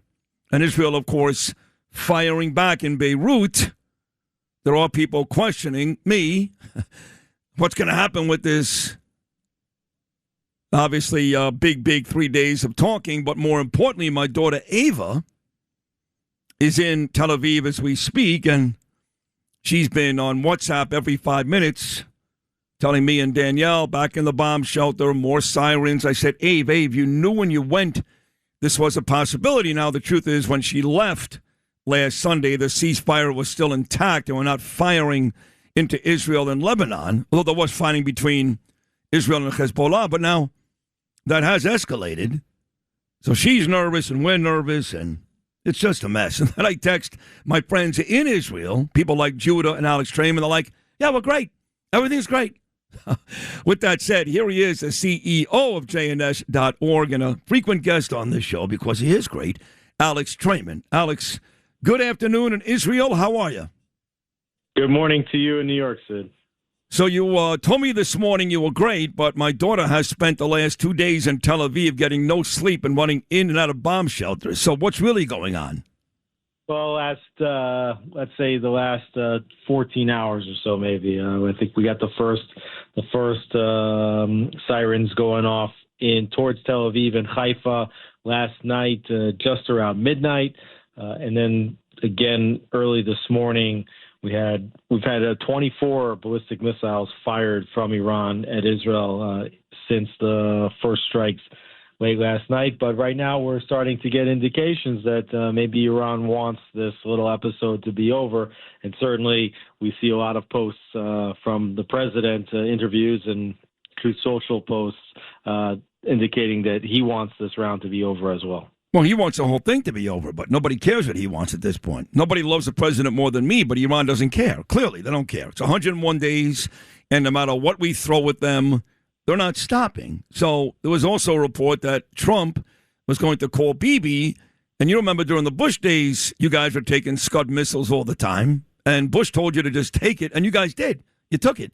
The report was yesterday Trump was going to tell Bibi, just take it. Don't do anything about it. Don't retaliate. Just take it. Now, that's not Bibi, and I'm not sure if we retaliated or not, but there's no way the Bibi that I know is not going to allow anybody to bomb Israel and just take it. So it's a two-part question. A, did that conversation take place, but Trump told Bibi just take it? And B, has Bibi already responded? And if he hasn't, do you expect him to? Well, I think we can be sure that Trump told Bibi that he didn't want him to respond, but I believe that it's clear at this point that Bibi told Trump that he was going to respond, and in fact, Israel has responded. There have been strikes early this morning on Iranian air defenses and on petrochemical facilities, which are reported to be used for creating ballistic missiles, whether that's creating the fuel, the solid fuel that could be used in ballistic missiles. Israel's already struck inside Iran. It's not the most serious of strikes. It's not a sustained air campaign, but it is a clear reminder to Iran that Israel can and will strike at top secret facilities with precision accuracy. See, President Trump is so popular in Israel, deservedly so. There's been no president that's come close to being as good to Israel as President Trump has. Harry Truman is a way distant second. But, you know, these little back and forths with Bibi and the F word and now telling him just take it. Is there a chance that some of the Israelis are going to start to feel a little less love for President Trump? Well, certainly Israelis are questioning what the president's doing right now. Israel felt like, we filed down Hamas so much, we filed down Hezbollah so much, we filed down Iran so much, but they still exist and they still have the capacity and the intent and the desire to threaten Israel. And Israel does want to finish the job. Netanyahu certainly wants to finish the job. So there's definitely the sense last night. I mean, there was the anxiety was not about whether Iran would fire ballistic missiles at Israel. Israelis were waiting for Iran to fire ballistic missiles. The anxiety was over whether Netanyahu would stand up to Trump in the face of these calls not to retaliate and to order the Israeli Air Force into action. And when he did so, I would say a lot of that anxiety in the country was immediately relieved. Now everybody waiting to see if there's going to be a return to war or whether this was just like a momentary explosion. What do you think? I think that what we've seen here is that this is like what we're calling like the ceasefire war, the stop-start war. I think that Trump may very well get a temporary pause in the hostilities, but it's clear that this war is not over. And so I do expect at some point you're going to see future rounds here, whether those are immediate rounds or whether there's a little bit of a break, even several weeks of a break. At some point, you're going to see Israel and Iran back at it. So you're saying that the Israelis, and even look, I was all for Operation Epic Fury. I thought we needed it. President Trump showed the courage that other presidents promised they would and didn't do it. So, for all the criticism that's been levied against him, going in there was the right move. Bottom line is no nuclear weapon. They have provided all these terror proxies. They made them killing machines. So I was all for it 100,000% to go into Iran. But I'd be lying as the most ardent and supportive Trump supporter in the world if I haven't questioned this time and time again the last couple of weeks. And I've said on the air, I think we're stuck. And I'm not sure we had an exit strategy planned that was as good as when we started this thing over 100 days ago. So Israelis are asking the same questions, I guess, that I am, yes?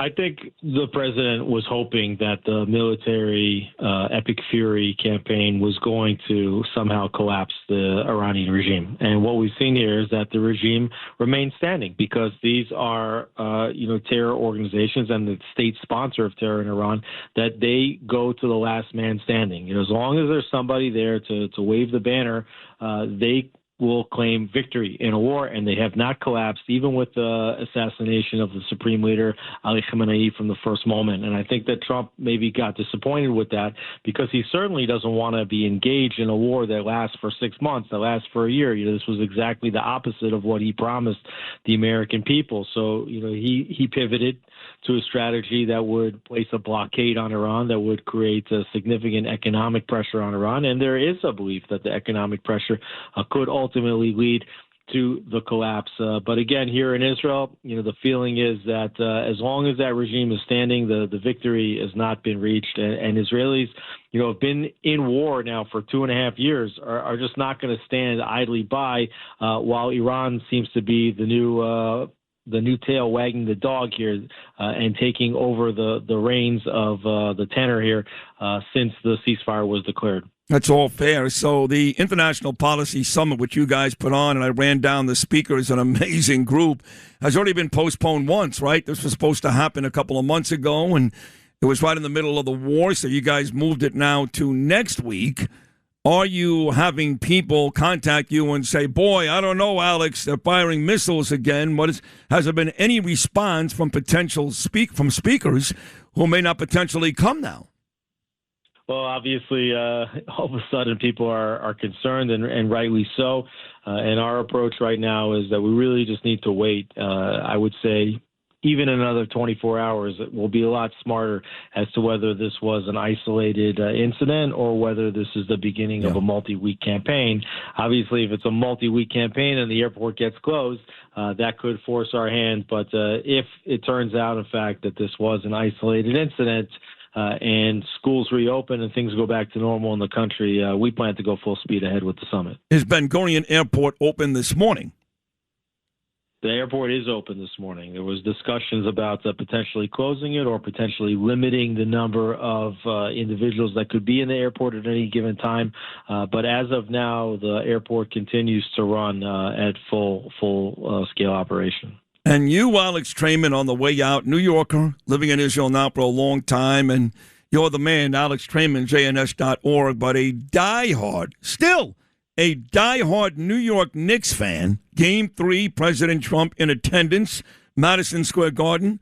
Later on tonight, are you keeping a good eye? I know these games are in the middle of the night for you guys. We've had these conversations. You guys are 7 hours ahead. So you won't tip off tonight until 3:45 a.m. in Israel. So odds are you're not going to watch this game live. I know that. But will you wait and then watch it when you wake up without knowing the score? What is the Knicks fan? There's a lot of them. What are they going to do in Israel later on tonight? The Knicks fans, they wake up, they want to check to see what happened. A lot of people here, watch those 10-minute full game highlights where you see every basket. You don't see all the misses, but you see all the baskets. And so obviously a lot of Israelis here come from Americans that have moved to Israel. They come from New York area, a lot of Knicks fans. But interesting that both Israel and the Knicks are concerned with what President Trump is going to do, where he's going to be, and what he's going to say. So I guess we'll be watching from a few different angles here. We'll talk throughout the day. I'll tell you the same thing I've been telling you every day for 2.5 years. Be safe, be careful. I love you. You're the best in the business. You do a great job out there. But more importantly, you're a dear friend. So be safe. We'll talk later on today, okay? Thanks so much, Sid. You're amazing. You are too. Alex Traiman right there, the CEO of JNS.org, live in Jerusalem. Well, right now it's a little after 3 o'clock in the afternoon, and they're waiting to see what the next move is. We talk about this all the time, President Trump and Iran, and the truth is we're in no danger here, right? They haven't developed that weapon yet to hit Brooklyn. They're on the way to doing it. That's why Trump did what he did, and I applaud that effort. But they can't do it, and they're not going to do it. So Trump can get tough, and they can get tough, but the people that really pay the price are the Israelis. They're the ones. And I know they've sent bombs to other Arab countries, Iran missiles, I should say, and even sent a missile to the Kuwait airport a couple of days ago. But the country that takes a brunt of it, 90+%, is Israel. They're the ones. So we can talk a big game here, what to do, what not to do, because we're really in no danger. These poor bastards, all my friends, and now in fact, my daughter this morning, they're in harm's way. And Iran shows little to no hesitation to send missiles, 24 already today, to residential areas in Israel. So it's scary, to say the least. We'll break when we get back. Mr. Red Apple Media, the host of not one but two great shows at WABC, our great buddy John Catsimatidis. He's next. Sid and Friends in the morning on the Red Apple Podcast Network. Friday again. Talkers Magazine, and one of the stars at Talkers on Friday, man, was he great. The annual Fireside Chat is the same guy that hosts not one but two great shows on ABC. Every weekday at 5 o'clock, it's the Cats and Cosby Show with John and Rita. And then his masterpiece, 8 a.m. Sunday mornings, the Cats Round Table, John Catsimatidis. And I'm not saying this to patronize you because you're my boss and my dear, dear, dear, dear friend. But you killed it with Michael on Friday. Great job, John. You had fun. It was great. I think we all did it. We're getting a copy of the video and the audio. And between me, you, and who else? Lee Harris was very Lee funny. Lee Harris did a very good job, funny. I heard. Yeah. But I heard that also Walter was there. So, I guess we missed him. I guess he was there very early because I guess he's working overnight. And I guess, yeah. Directly here. And we should do a video for our audience and put it out there and see how the other side lives. Listen, the bottom line is there was a lot of great talent there in both, and you're both, right? You run a station, you own a station, you're on the air, but whether it's a program director, a sales manager, an owner, but WABC ran that thing on Friday. We ran it. We ran it. I wear different hats. When I am down here working, I am one of the guys. I am not different than anybody else. I don't ask anybody. I don't ask anybody to do what I wouldn't do myself. And by the way, you got to tell me, are you going to a combat zone next week, Israel? I don't know. Am I doing Cats and Friends next week, or is it going to be Sid and Friends next week? You got to make up your mind. Well, I'm going to be honest with you. My wife and son were coming. My daughter's there now, and she's had a rough 14 hours. But my wife and son were going, and they emailed the organization today they are not going. As of now, I'm still going, but guess what? It may not be my choice, because if Israel and Lebanon continue to exchange fire, they're going to have to postpone the summit once again. Now, Iran did come out and said they're going to stop. Yeah. If you go, you got to give me advance notice. I got to get at least a $100 million guarantee on your life.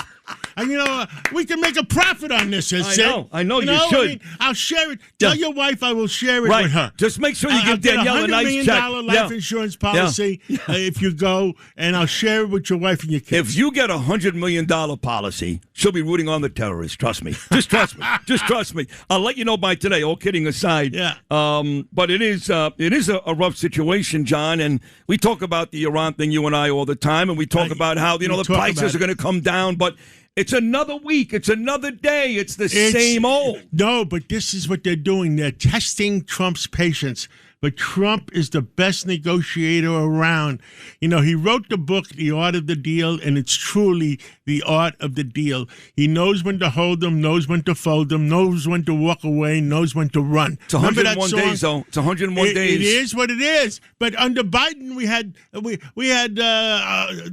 4 years worth of high oil prices. Oh, I know, and wars everywhere. I understand that. The whole thing in Israel started under Joe Biden and Russia and Ukraine. I get it. I'm not I had a big the two. discussion over the weekend with some very important people, and if Harris would have won, I worry about the United States of America would have the 300th year. I agree. No, would have been terrible. I mean, because it's horrible what's going on. The art, we are being attacked in so many ways, and that's one of the subjects I want to talk to you about, Sid, is the fact, and I talked to a couple of people high up in the media community that have common sense, and I talked to some people at the White House that have common sense. I'm not going to mention no names. And the fact is, the current Democratic Party, whoever is running it, there's somebody orchestrating it, somebody running it, but it has a lot of foreign influences in it. And what they're doing is creating a play. In other words, it starts with like Newark, New Jersey.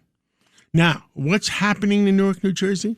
Of all the people that got arrested, only one person was from New Jersey. That's correct. The rest of them from all over the place. That's true. So what these people are doing, whoever is orchestrating, I'm not going to blame the entire Democratic Party, because I went to we had a party, an old time party last Thursday night with Bill Clinton and our old crew there from the 1990s, and they're 30 years old, and a lot of them all have common sense. Well, Bill did. They still have common sense. Bill does, yes. And they still want to turn around the Democratic Party. But are they actively, because Bill was retired a long time, are these active politicians? No, they're not. That's the problem. I know politicians, David Patterson and Bill Clinton have common sense, but they're retired.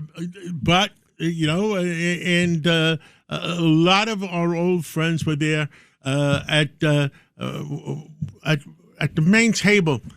6 of us were at the main table with President Clinton that were there at the last Christmas party of the White House 26 years ago. Oh, wow. That's pretty cool. And the same 6. That is and pretty we're cool. all alive. We're still there. Yeah, thank God for that. Now, where were we? We were in Newark, New Jersey. So what they're doing is they're orchestrating. They're creating a play. They spend $50,000, $100,000 on paying these people to create a play. And guess what? They get $1 zillion worth of advertising from all the major media. Yeah. And that's what President Trump said to Meet the Press yesterday. Kristen Welker when he walked off. Yeah. I think they taped it on probably Friday or Saturday. They taped it on. I'll tell you what happened. Yeah. He went to Wisconsin to see Brooke Rollins. Mm-hmm. You know this. So he went to visit a farm with Brooke Rollins and the agriculture people on Friday. He did not go to Wisconsin just to tape an interview with Kristen Welker and meet the press. She went to Wisconsin to tape an interview. Right. He was working with Brooke and that crew, so he walked off the set on Friday. They did a very good job of keeping it quiet till it aired yesterday. Yes. Yes. And it was great theater. and the fact is that what they're doing is they're putting on a play. In other words, they spend $100,000 paying these people creating the play. But then the media gives them $1 zillion worth of advertising. True. $1 zillion worth of advertising. And all the American citizens all over the world, Montana, Indiana, Iowa, all over, say, oh, this is the feeling of the typical United States of America. I'm talking to every listener out there. I'm talking to every American citizen out there. This is not. This is an orchestrated party that they're putting together. Agreed. And totally agree. Whether, the foreign influence and foreign money are coming into our country, trying to affect our minds. And this whole thing with whether it's drugs, whether it's, whatever they're doing. I mean, they're trying to make our kids into drug addicts. I can't understand the Democratic Party. They're saying they object to us shooting down those Venezuelan boats. Oh, I know. That was ridiculous. And what's going on with China and Mexico? There's still a lot of drugs coming in. Fentanyl coming in. Yes. They're killing our kids. They are. 100% sure. So I want every American citizen, I don't care if you're a Democrat, I don't care if you're a Republican, I don't care if you're an independent, I want you to think as an American. As an American, because we're under attack. In the violin, there's an old Greek-Italian expression. There's a violin playing behind our back, trying to control our minds. True. It's all true. And I see it clearly. So do I. You know who? The president sees it clearly. Yes, he does. So then tell me this. You talk about see it clearly. Do you think, John Catsimatidis, and this is a tough word, but I need a yes or no. Go ahead. Yes or no. And Joe Pag said yes this morning. I agree, yes. You know how Trump feels. Spencer Pratt was clearly in second. Now he's not going to make it. The other guy, Hilton, was in first. Now he'll make it, but he's still going to lose to Becerra. Was the election last Tuesday in California rigged? Yes. Wow. My opinion. I think that to stop rigging, you have to stop these mail-in ballots. You have to. I mean, come on. A week later, they're still counting. Yeah, give me a break. And they're all going to Roman. All of them. I understand. Here's my proposal: is Election Day is Tuesday. All right, you want to expand it? Let's not expand it by a month. Let's not expand it by 3 weeks. Let's expand it to Friday, Saturday, Sunday, Monday, Tuesday. One shift of 7 days. If you can't vote on Friday, Saturday, Sunday, Monday, Tuesday, then you don't care enough to vote. And the only time our military should have the right to vote by mail, and everything should be checks and balances. And you know what they're doing? They are stopping. The California government is stopping the federal government from investigating. And the same thing in Illinois, and the same thing in New York State. We have to straighten out. Every American citizen has to feel right that one American, one vote. Right. In California, you're not allowed to even ask migrants if you're an American citizen or not. They just go in and vote. That's right. So this is wrong. Wrong. It's one American, one vote. You can't allow outsiders and migrants to vote. Agreed. One more. See, I'm going to leave this show and run back to Queens. I'm going to run out of this city But you live here, so you're going to work here. You're here late tonight. Your show's on at 5 o'clock. Next thing you know, now you're heading uptown. That's the good news. You're not going downtown towards Madison Square Garden. But people are freaked out that President Trump is coming to the Garden tonight, especially because of the chaos, the arrests. They have 3 different watch parties all over Manhattan, the traffic. You live in the city, John Catsimatidis. Are you freaked out that the president's going to be here tonight? I'm not. I think the president loves New York. And I think I think the president loves New York. He will do everything possible to love New York. He has his surrogates, whether it's Tom Clayton, Jay Clayton, the U.S. attorney, or the FBI, or whatever, to substitute when the DAs do not do their job. And guess what? They're keeping they're working with the NYPD and et cetera, et cetera, et cetera, and the FBI to make sure New Yorkers are safe. But President Trump loves New York. He loves the Knicks. He wants to do He loves the Knicks. He always did. Yes. He always did. Yes. And he wants to do whatever is possible.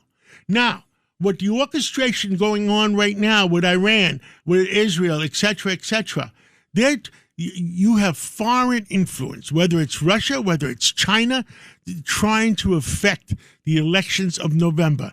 But I'm reaching out to every American: be smarter on this.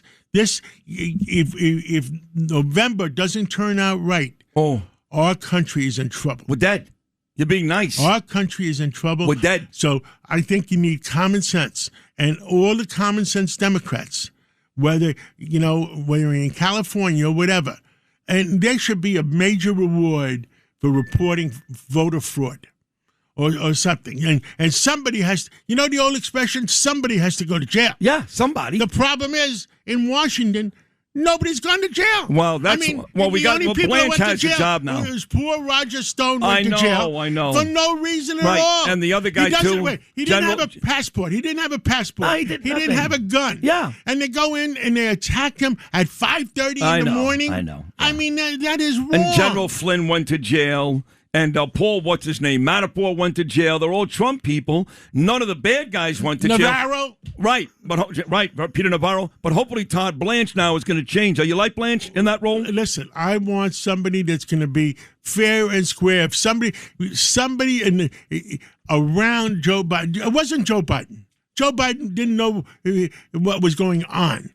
But the people around President Biden who were orchestrating everything that was going on, allowing tens of thousands, millions of bad people to come into our country, to affect our country, to affect our citizens. They have to go to jail. Agreed. And this whole thing with January 6th, where the big fight was, the truth is Nancy Pelosi, I don't know if you remember the audio tape of her discussion with her daughter in the car. There was an audio tape, and you should play it back again so people remember. I don't think Nancy Pelosi, I think they were playing the violin around her too. I think they were too. Sure. But people, they were there, people going there, inviting people into the Capitol to create another play. Remember what I said about creating a play in Newark, New Jersey? That January 6th, they created a play, suck it in people. Whether it was different Fed agency, different Fed guys doing that, et cetera, but there was a play being played on the American people. And we got played. John Catsimatidis, again, amazing job on Friday at Talkers. You should be so proud of yourself. Now, not just a station owner, but a legitimate superstar on the air. Your station's kicking ass. We're all winning. And an amazing appearance and again, like every Monday. Worldwide News Network we're starting. It's doing great. We're doing great. We're going to be syndicated, bigger than CBS was, and it's going to go worldwide. I got the President Trump's permission to do it in Europe, and because the Europeans deserve the truth, the BBC is not reporting the truth. The Voice of America is, doubtful. And by the way, the other thing is I spoke to Steve Scalise. AM radio? The president made a phone call. AM radio is going to be no sunset clause. There you go. That's a big one. That means AM radio forever, keeping America safe. And the automobile companies that are opposed to it, If I find out which automobile companies are opposed to it, they'll be hell to play because I'll spend $1 zillion. I'll spend $1 zillion going after them. I love it, as you should. Great job, John Catsimatidis. Great job. He's so fired up on a Monday morning. Oh, man, Red Apple Media, the boss, the great John Catsimatidis. Don't forget, check him out at 5 o'clock this afternoon, alongside Rita Cosby, the great Cats and Cosby Show. Sid and Friends in the morning on the Red Apple Podcast Network. Are you still a Knicks fan, President Trump? Well, I am, and I get along with Jim Dolan. I think he's a really nice guy, and he's entitled to a good team because he's suffered a little bit. And boy, some of these players have turned out to be great players. Yeah. It's great. No, I really like Jim Dolan a lot. I'm really happy for him and for the team. I think it's great. The president, who's been a lifelong Knicks fan, you can see hundreds of pictures of my friend President Trump sitting courtside at Madison Square Garden. Hundreds, is on his way to New York to be there tonight for Game 3. And my friend Stephen A. Smith, who at this point has distinguished himself as the best sports guy in the world. And I say that with people like Chris Russo, Pat McAfee, very, very good talent. But Stephen A. is the best sports guy in the world, bottom line. And he's an incredibly entertaining guy, smart. He's on this show all the time, mostly talking politics. So Steve comes out on Saturday, and he's like, I don't want to be here. I'm like, whoa. The mayor is going to be there, this liar. He couldn't tell you about Edmund Sherrod or Rory Sparrow or Louis Orr. Trust me, he calls the arena a stadium, this idiotic mayor. He says he's going to a stadium Monday night. He's going to be there, but Trump shouldn't be? But Stephen A., in his defense, had a pretty good explanation why he said he doesn't want Trump here. And why should I tell you if I can get the great Stephen A. himself? So with that said, here he is, Stephen A. Smith. Steve, good Monday morning, buddy. How are you? What's up, Sid? How are you, man? I'm great. Great to have you on this amazing day as 2 wins away from winning the championship. So explain to the folks why you don't want President Trump in Midtown Manhattan tonight. Well, you said it all. That's the last part, Midtown Manhattan. This has absolutely, positively nothing to do with politics. It has everything to do with the fact that he's the president of the United States. And the congestion that is going to be caused by his presence disrupts everything and all the momentum that's going on in New York City. You got watch parties outside the Garden, canceled. You got watch parties across town, Central Park, stuff like that.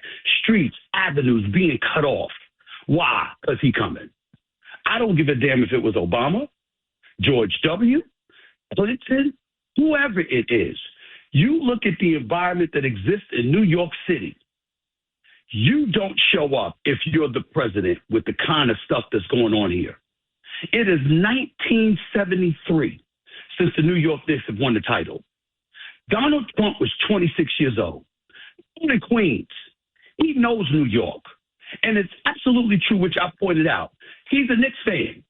That's where I used to see him all the time, at the Knicks games. This is not some Johnny-come-lately jumping onto the bandwagon, trying to act like he's a New York Knicks fan. He really, really is. So this is not about that. And I hope he's listening, because he should be ashamed of himself. You got watch parties. You got people that can't afford tickets. You got a level of momentum that exists within the New York Knicks organization that has never existed in the last 53 years. It's a 53-year gap. He was 26 years old. He knows better. And for him to sit up there and to show up at this game tonight, where these watch parties, this momentum that the New York Knicks built, they come back from a 2-1 deficit against Atlanta. They take them out. They up by 47 in the first half of the closeout game. They sweep the Philadelphia 76ers like they stole something. Then they bombard the Cleveland Cavaliers, and they go to the finals. And they're not just in game 1, but game 2, with pandemonium already having fomented. With the city praised in a way that most people haven't seen in their lifetime in this city. This man is going to choose to come to this game. I'm going to push back. Watch parties and everything. Well, hold on, Sid. Wait, I'm going to push back on you. Hold on. No, I just want to say this to you. Don't give me the mayor.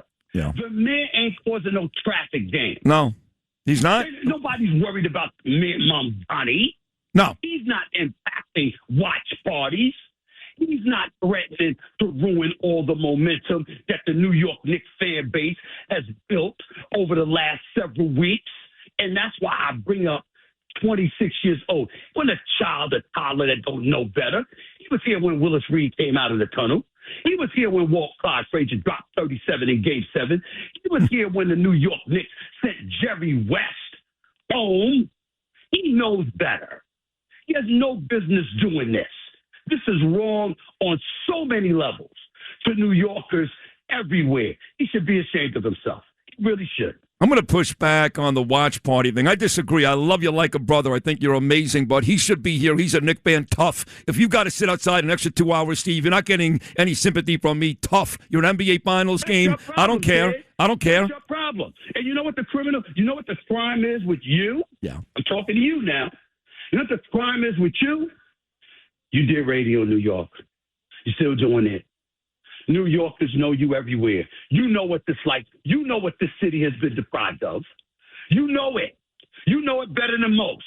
You ain't some dude sitting up there living in Florida, no relation whatsoever to New York City or in California or someplace like that. You know New York.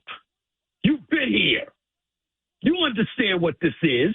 Oh, I do. You understand. I do. You also I do. And by the way, you know why the watch party? Hold on. You know why the watch party's not taking place? It has nothing to do with Trump. It's the fact that this city. You talk about the mayor. Oh no, he's not getting off the hook here. The city has taken on the personality, Stephen A. Smith, of your chaotic mayor who loves when 5,000 pro-Hamas people roam the streets and terrorize New Yorkers. The watch party is canceled not because Trump is coming. Hold on, Steve. They arrested 20. They arrested 26.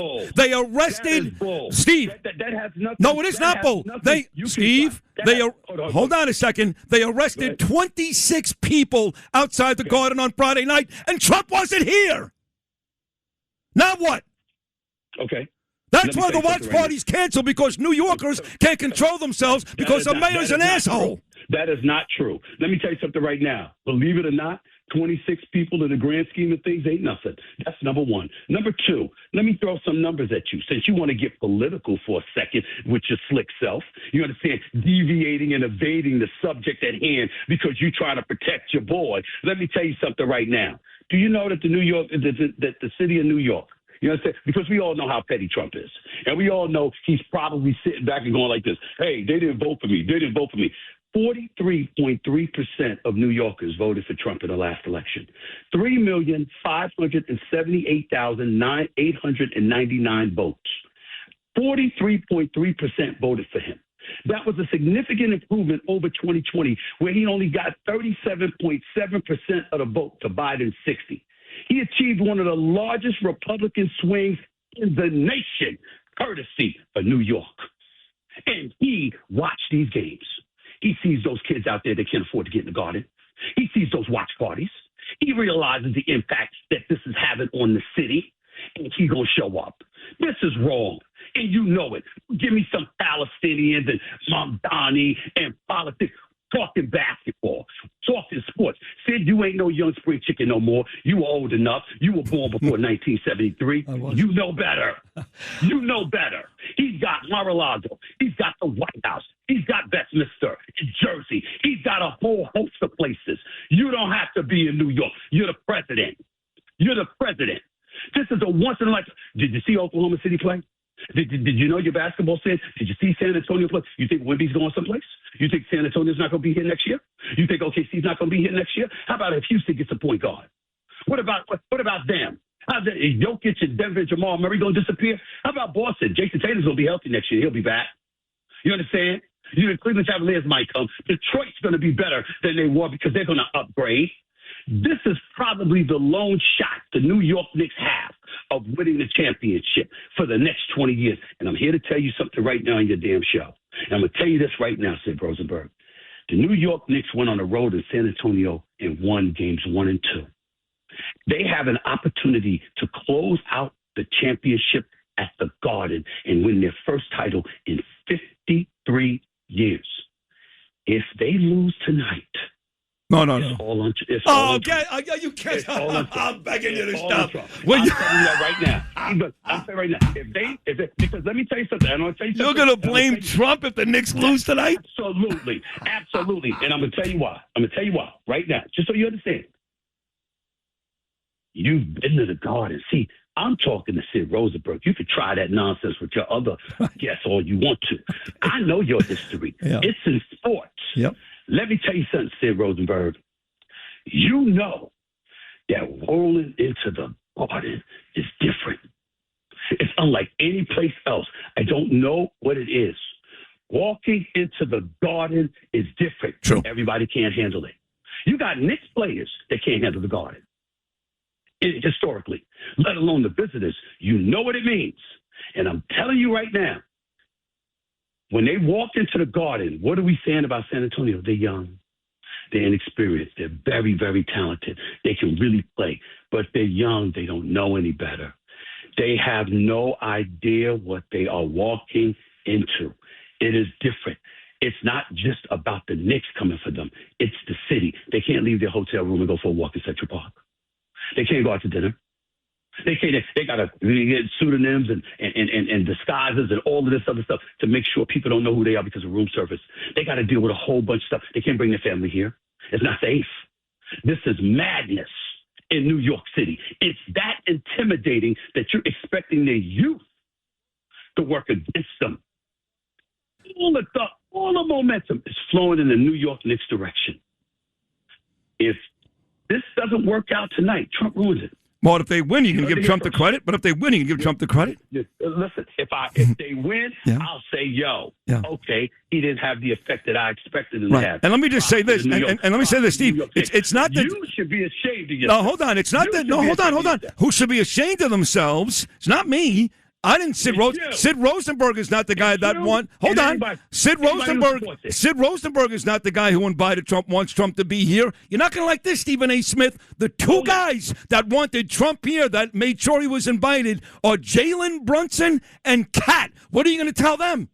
They want him here. I would tell them that is a very stupid decision on their part. They're the stars of the team. Let me tell you. Listen, you asked me a question. I'll give you an answer. You understand? Why? Because you're not thinking about the city and the people that have starved for this all this time. The city doesn't want him here. It's not because of politics. I don't want to hear all of that.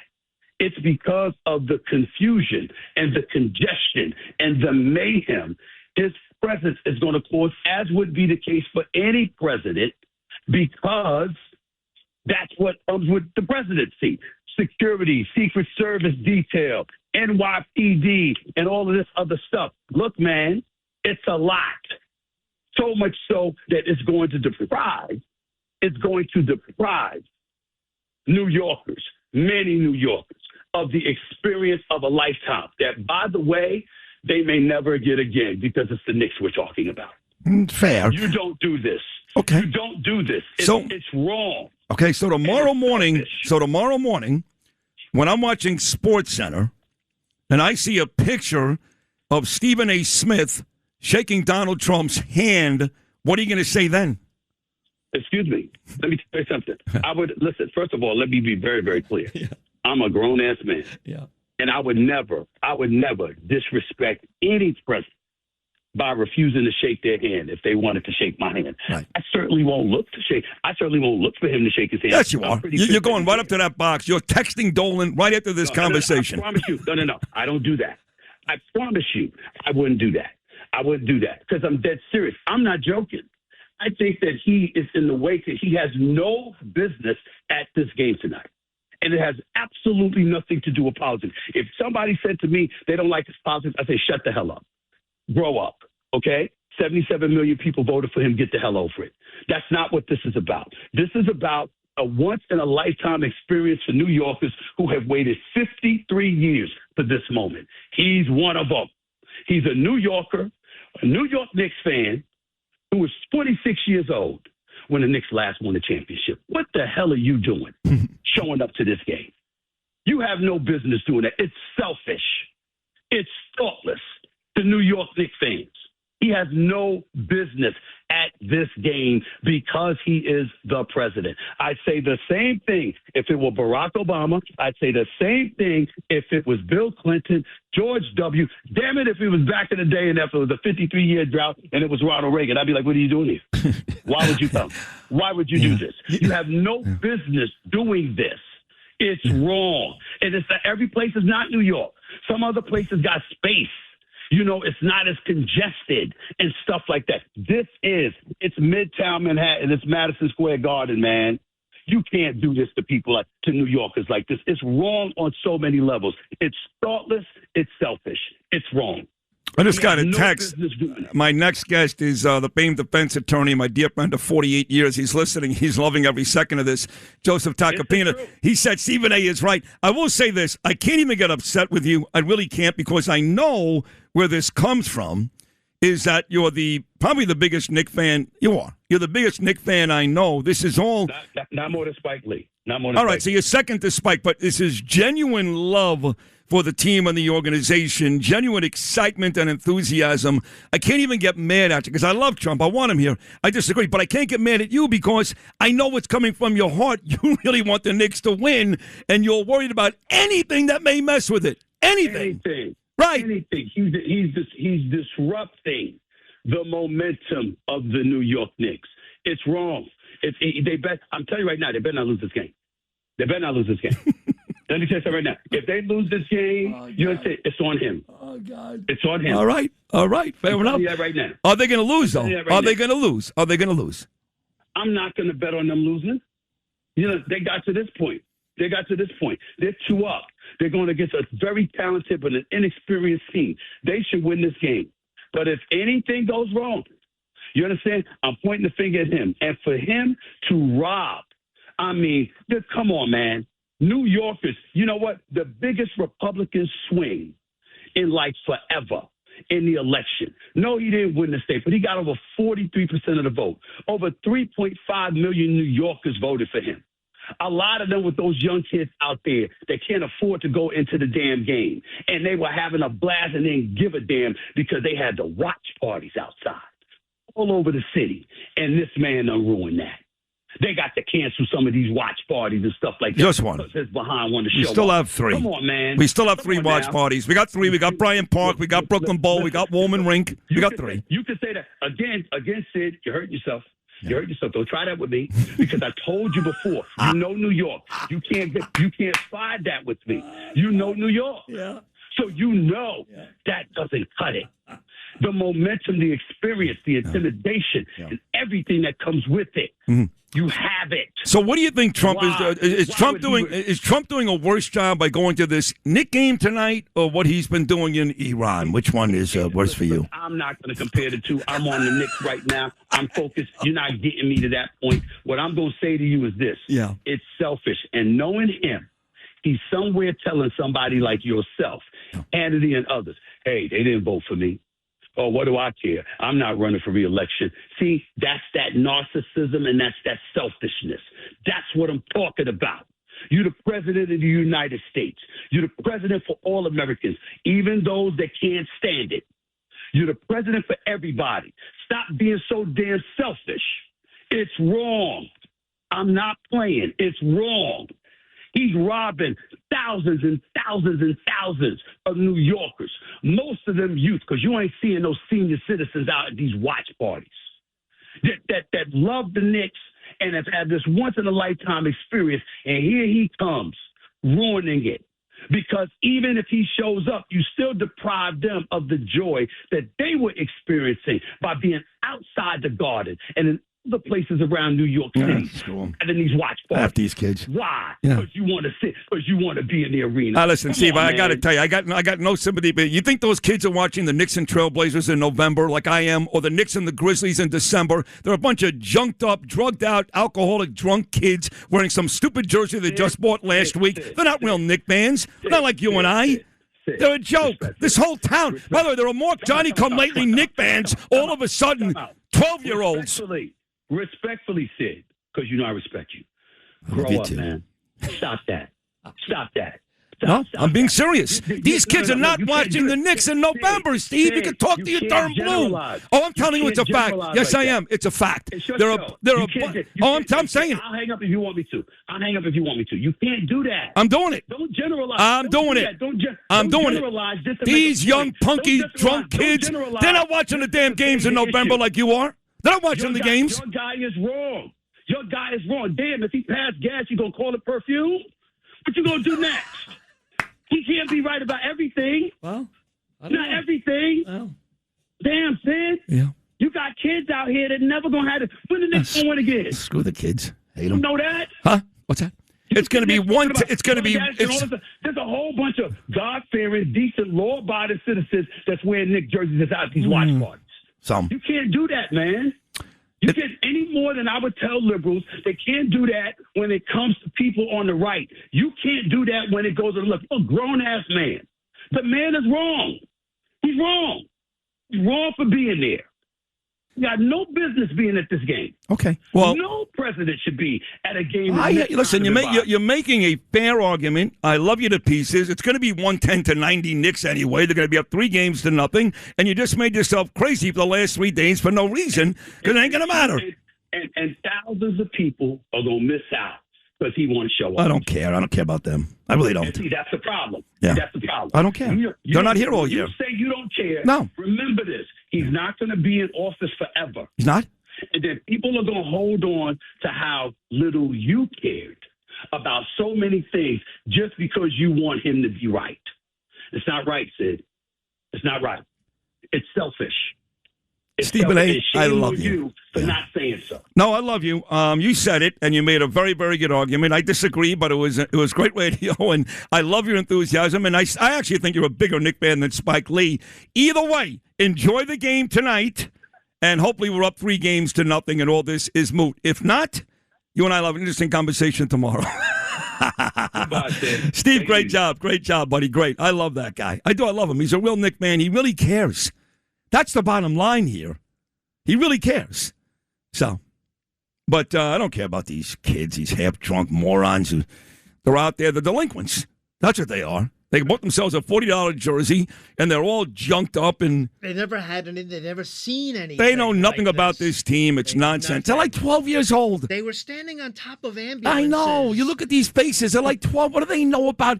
What do they know about Lewis Orr? Stop it. Well, it doesn't matter about that. The thing is, they're out of their minds. That's why the watch They're parties just troublemakers. Yes. I told them that. I know. It's not because of Trump. 26 people got arrested in this city because they're not there for the Knicks. He's got a point, though. It's going to just be chaos. Well, he is right about that, yes. yeah. Imagine if they win tonight.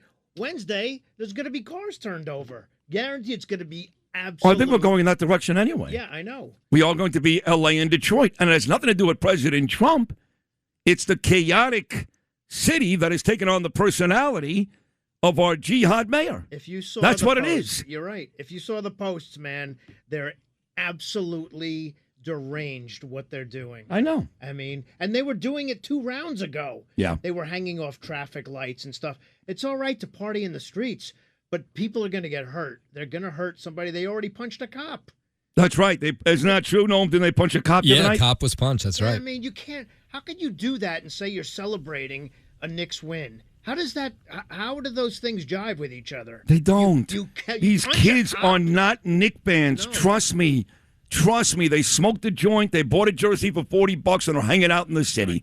So you know what? Instead of walking in a pro-Hamas parade, now they're outside wearing a Patrick Ewing jersey. Come on, Steve. Don't give me that garbage. They're not watching the Knicks and Trailblazers in November. They know nothing about this team. I feel badly for them. Give me a break. I feel badly for me because I'm not going to be there tonight. And I begged the president 10 times the last 3 days. Shut up, Noman. That's what you feel. We all feel bad for you about that. You're That terrible. Really is. You could have gotten in one of those 5 entrances. Well, you know, as I said early on, we got to get to Tacopina, but think about this for a second because Stephen A. has wrote about these young kids. Give me a break. I've been a Knick fan for real, and I am old. Steve was right. He pointed it out twice, okay? I'm going to be 60. And I remember the lean years. I remember when it was exciting that Bill Cartwright and Marvin Webster were going to play together, our Twin Towers. Houston had Akeem Olajuwon and Ralph Sampson. We had Cartwright and Webster. And I've seen Edmund Sherrod and Louis Orr and Rory Sparrow and when Mike Newland or Johnny Newman was a big deal, okay? I've seen it all. Been a diehard Knicks fan forever. Worked at FAM when we had the Knicks. When Sammy Steinlight would call me for tickets and tell me what was going on with Jeff Van Gundy. So I'm right there, Steve, okay? I know a Knicks fan when I see one, and I know one that's lying when I see one and just wants to be part of an event. New York is an event city. When you go to a Knicks game, it's not just a game. It's dinner in New York City. It's the bar afterwards. It's a whole big night. It's who's going to get seen there. That's right, it, and all these little kids want to be a part of all of it. They don't care.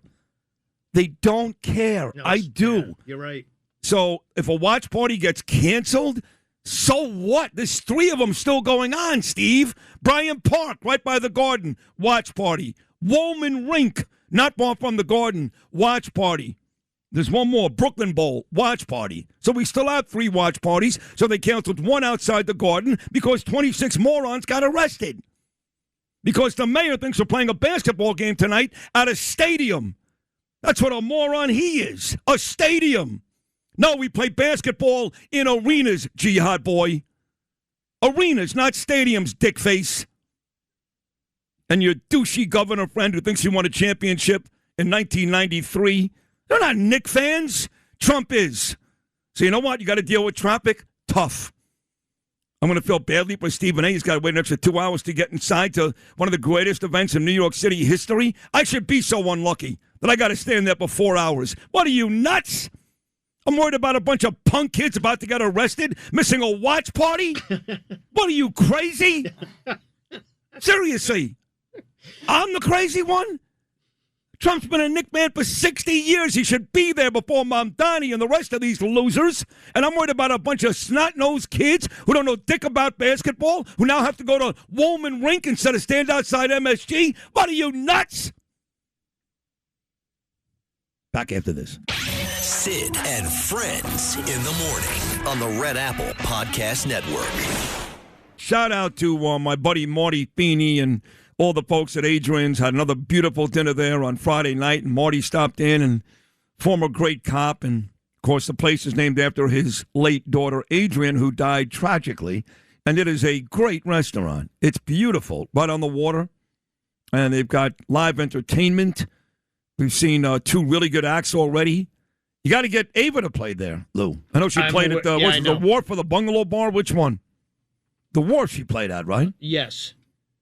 Yeah, she's got to play at Adrian. She'll be great there. No, Adrian's is perfect. Great place. It is excellent. Yeah.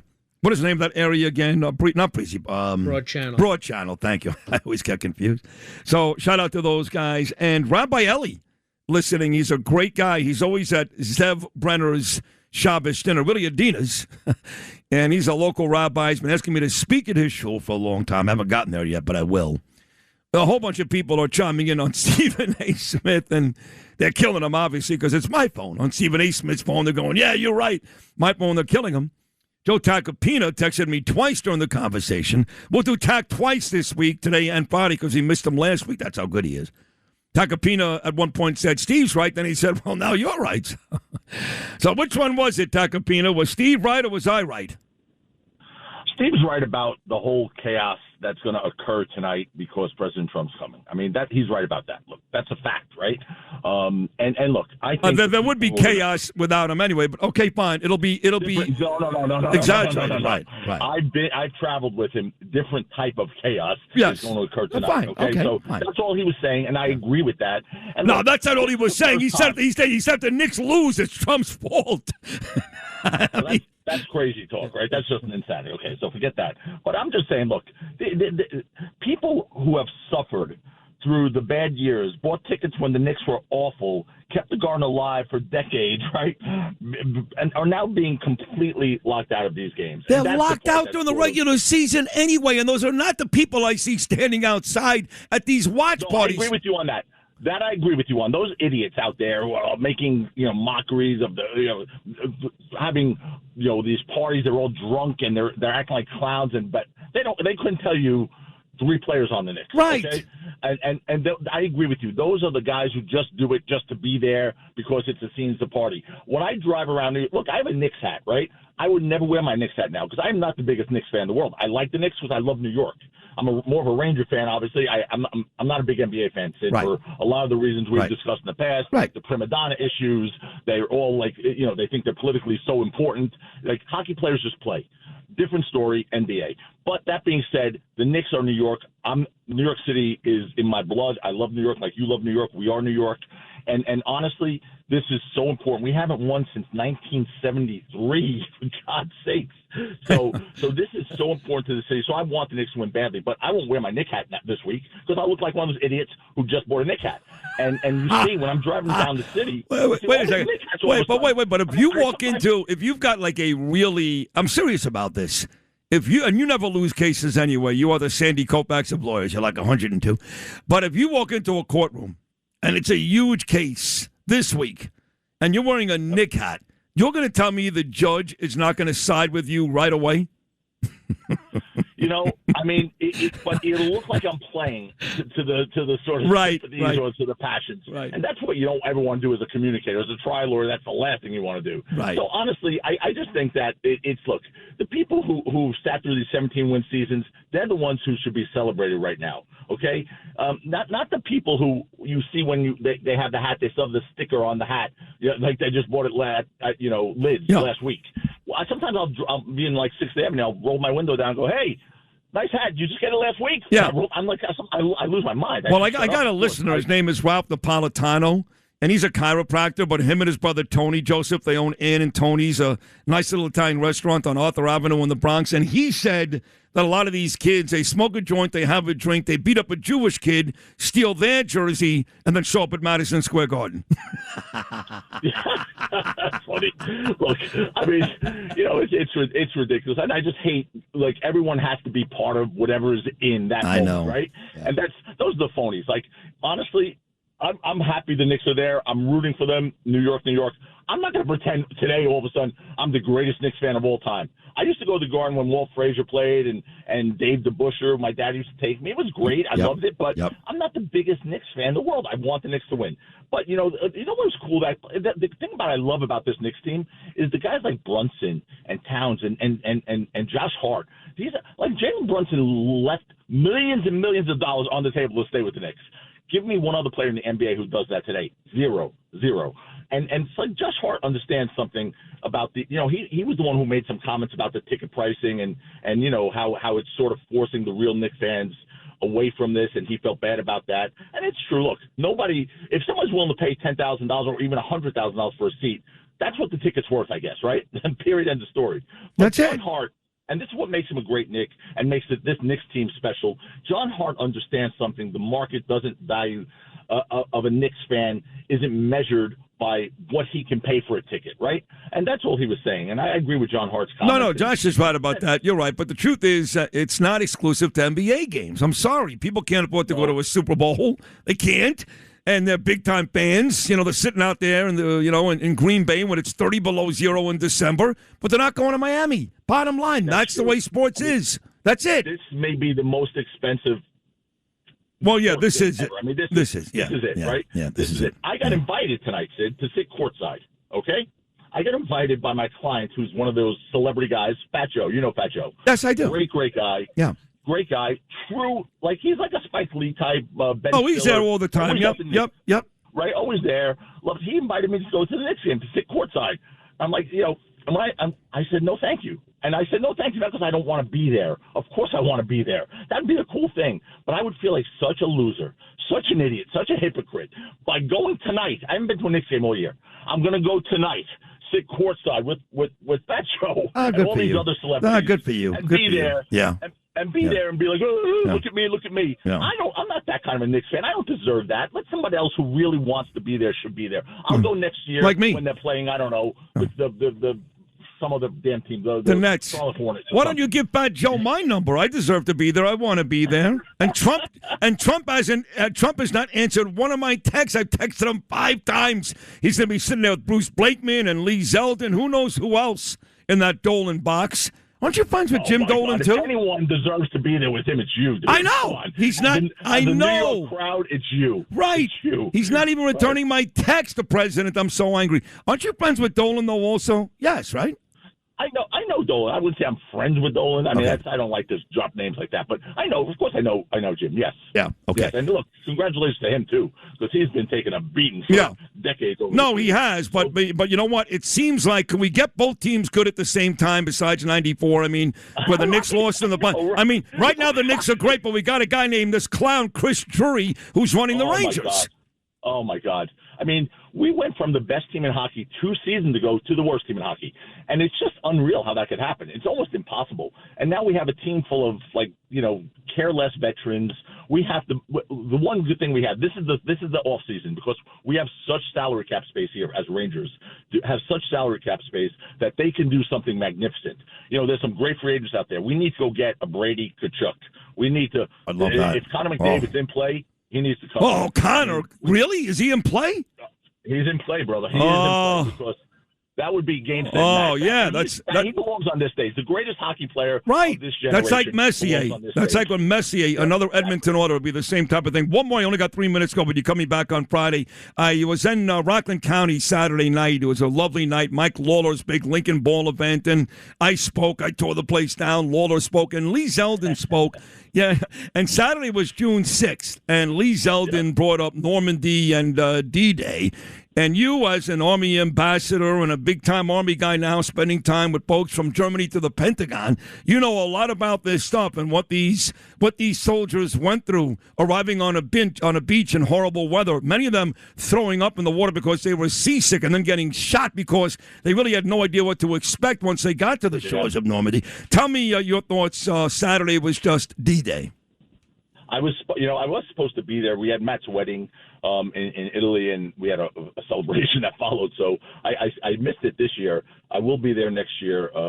But it was something Normandy isn't just a military anniversary. Okay, some people think it's just a D-Day's anniversary. It's a reminder that freedom is never free, Sid, and that ordinary young Americans once did extraordinary things when history called.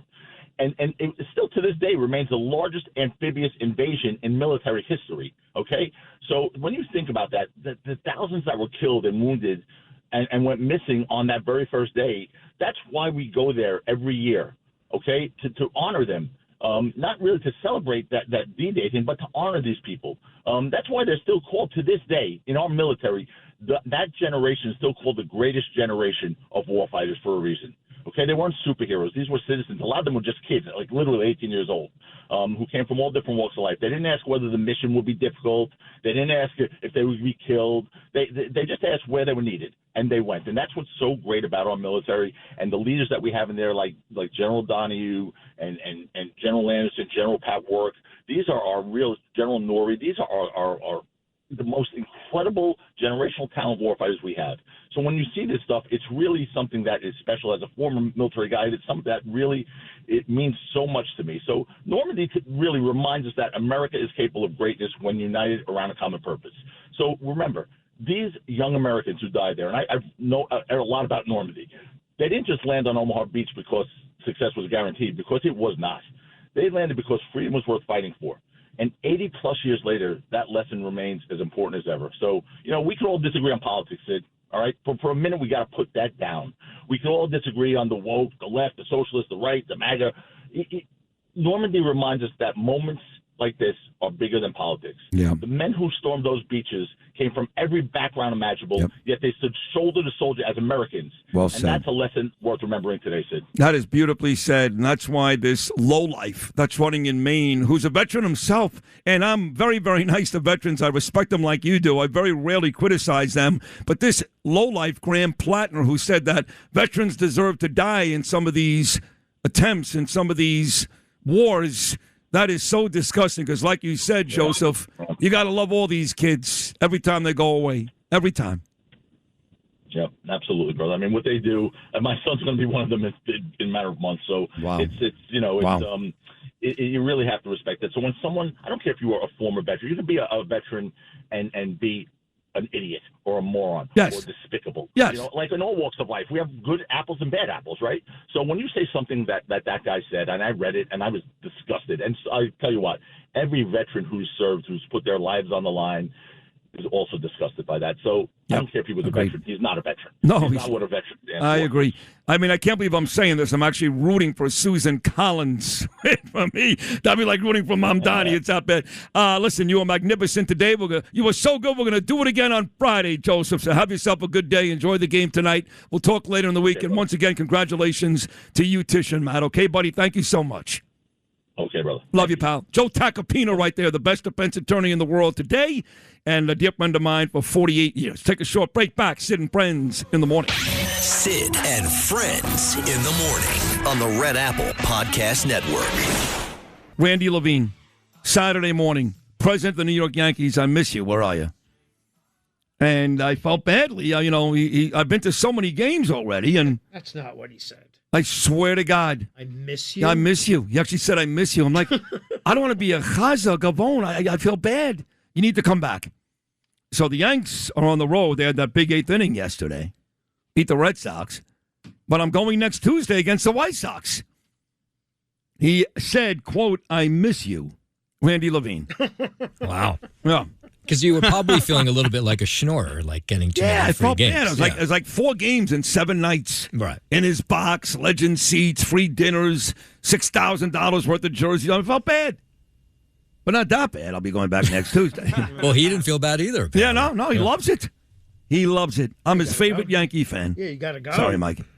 I got to go next Tuesday. So. Now, if you're going to Chicago White Sox, yeah. Now you have carte blanche to say down the line, look at I went to these games. Right. Now you got to give me the Red Sox or the Dodgers. Now with the right. big Well, the games. White Sox have this, I don't know if I get in trouble with this all the time, but he could be Japanese, he could be Chinese, he'd be Korean, I don't know, but he hits a lot of home runs. He's like second, he may be first in the league. Munetaka Murakami. No, what is that now? Munetaka Murakami. I'll take 2 of those. Thank you. Greg Carton is a Hall of Famer, legend at WFAN Afternoons with Carton and C-Mac. He also does a great podcast every weekday morning with some black guy. I don't know his name, but he's very funny. Here he is, the great Craig Carton. Craig, good morning. How are you? With some black guy? Really? That's the introduction my guy? I don't know who he is. He's great. He makes me laugh. Tyrone A. Johnson. He's awesome. He's from Philadelphia. No. And he's certainly more than just some black guy, you schnurrer. What? You haza. Yeah, I don't want to take too many free things from the Yankees, but okay, more free tickets, more free food. The burgers with the Yankee logo, burnt into them. Sure, I'm your guy. You're unbelievable. Oh, God. Now, what is his name again? What, Johnson? Tyrone A. Johnson. What does A stand for? What does the A stand for? Anthony. There you go. He's really He's funny. Right next to me right now. He's Great, great. The guy's great. I agree. Now, what did he do You guys before? have an opening at WABC or no? Well, I'd put him on. What did he do before all this? He was on the Fanatic in Philadelphia. That's a terrible He station. worked with me. Yeah. It is a terrible station. Ugh. And it might be out of business soon. That jerk off And Mike he- Massinelli was on that station. Mike was on both stations Yeah. there. He was on WIP when I was there back in the mid-'90s. He's a dick. Punched the producer out on camera and said, I didn't punch anybody. and now apparently he's started doing that to his fiancée as well, unfortunately. Oh, my God. But Tyrone also worked with me in New Jersey 101.5 many Oh, he years ago. did. You and the great Ray Yes. Rossi. Yes, and he leans conservative. Perfect for ABC. No, I swear to God, I love the guy. Worked at Wall Street Journal. Like he's well. He does not read. Now you're getting carried away. Stop it. He doesn't read the Wall Street. Street. Wall Street Journal radio, whatever it was. Yeah. And Mike Bloomberg loves him. Oh my God! Is he going tonight to sit in the president's box? He's not going tonight. He's a Sixers fan. He's not allowed in my building. Oh, it is your. Are you going tonight to sit in the president's box? Well, I don't want to put you in a bad mood today. Oh, I'll kill you if you're going and I'm not, Craig. I swear to God, I love you. I have friends in politics out in Washington, as you do. Yeah, you got friends, Chris Christie, who Trump hates. Trump hate him. Yes. There's a chance I'm sitting with President Trump. Are you? There's no You chance. didn't get that invite. There's zero chance I'm sitting with President It Trump. was funny. I got a call and a text this weekend that was surreal that I saved actually.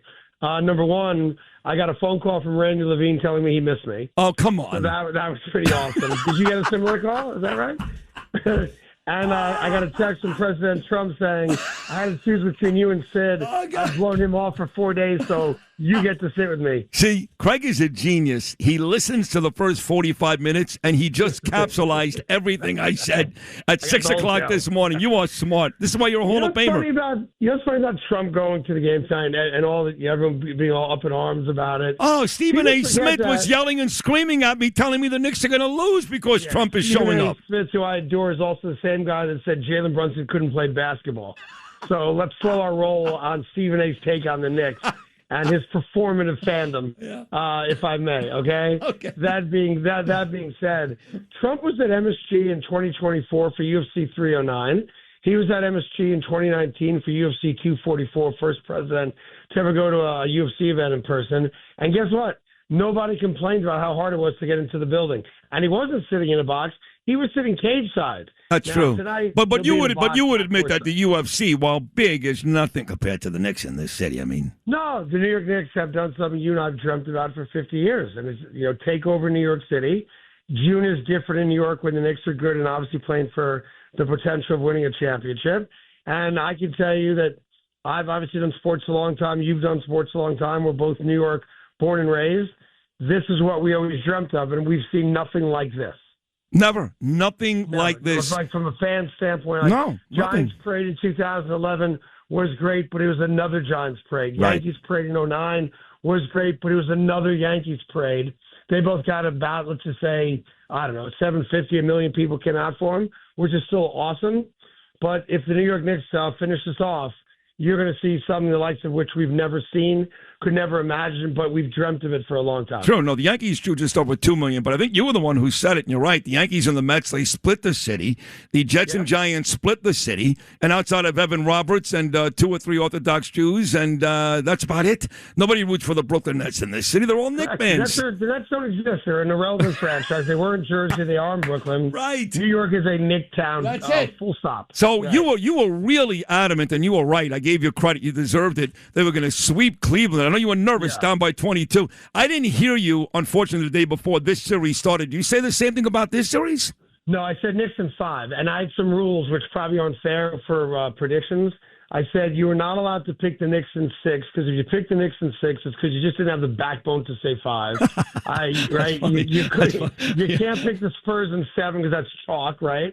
Right. So I didn't allow people to make those predictions.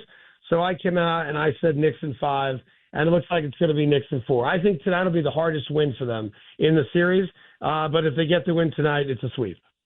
Unbelievable. Craig, if they sweep after being down 2-1 to Atlanta, they will have won 15 consecutive basketball games. I mean, they weren't this. There's no way anyone could have predicted this. There's no way. No, nobody. You could be the biggest homer in the world, and you could not have predicted with a straight face or even joking that after being down 2-1, the Knicks would run off 15 consecutive wins. I think it's only been done one other time. I think the Warriors did it. They did do that. You're right. The Warriors won 15 straight. Let me tell you how big let me tell you how big this Knick run is, and you can appreciate this because I say this not to patronize you because I do love you. But I do believe you're the best sports talk radio guy, not just in New York, but in the country. I think you're the best. But and you're in New York, you got the Yankees. And the Yankees are still king. The Knicks are right there, the Giants. Yankees are still king. The Knicks, this story is so big, no one even cares that Aaron Judge is hurt. Nobody. No, you're right. Like it happened last week while I was on the air. And while you mention it, obviously, and you talk about how the ramifications for the Yankees, it's okay. And right back to the Knicks.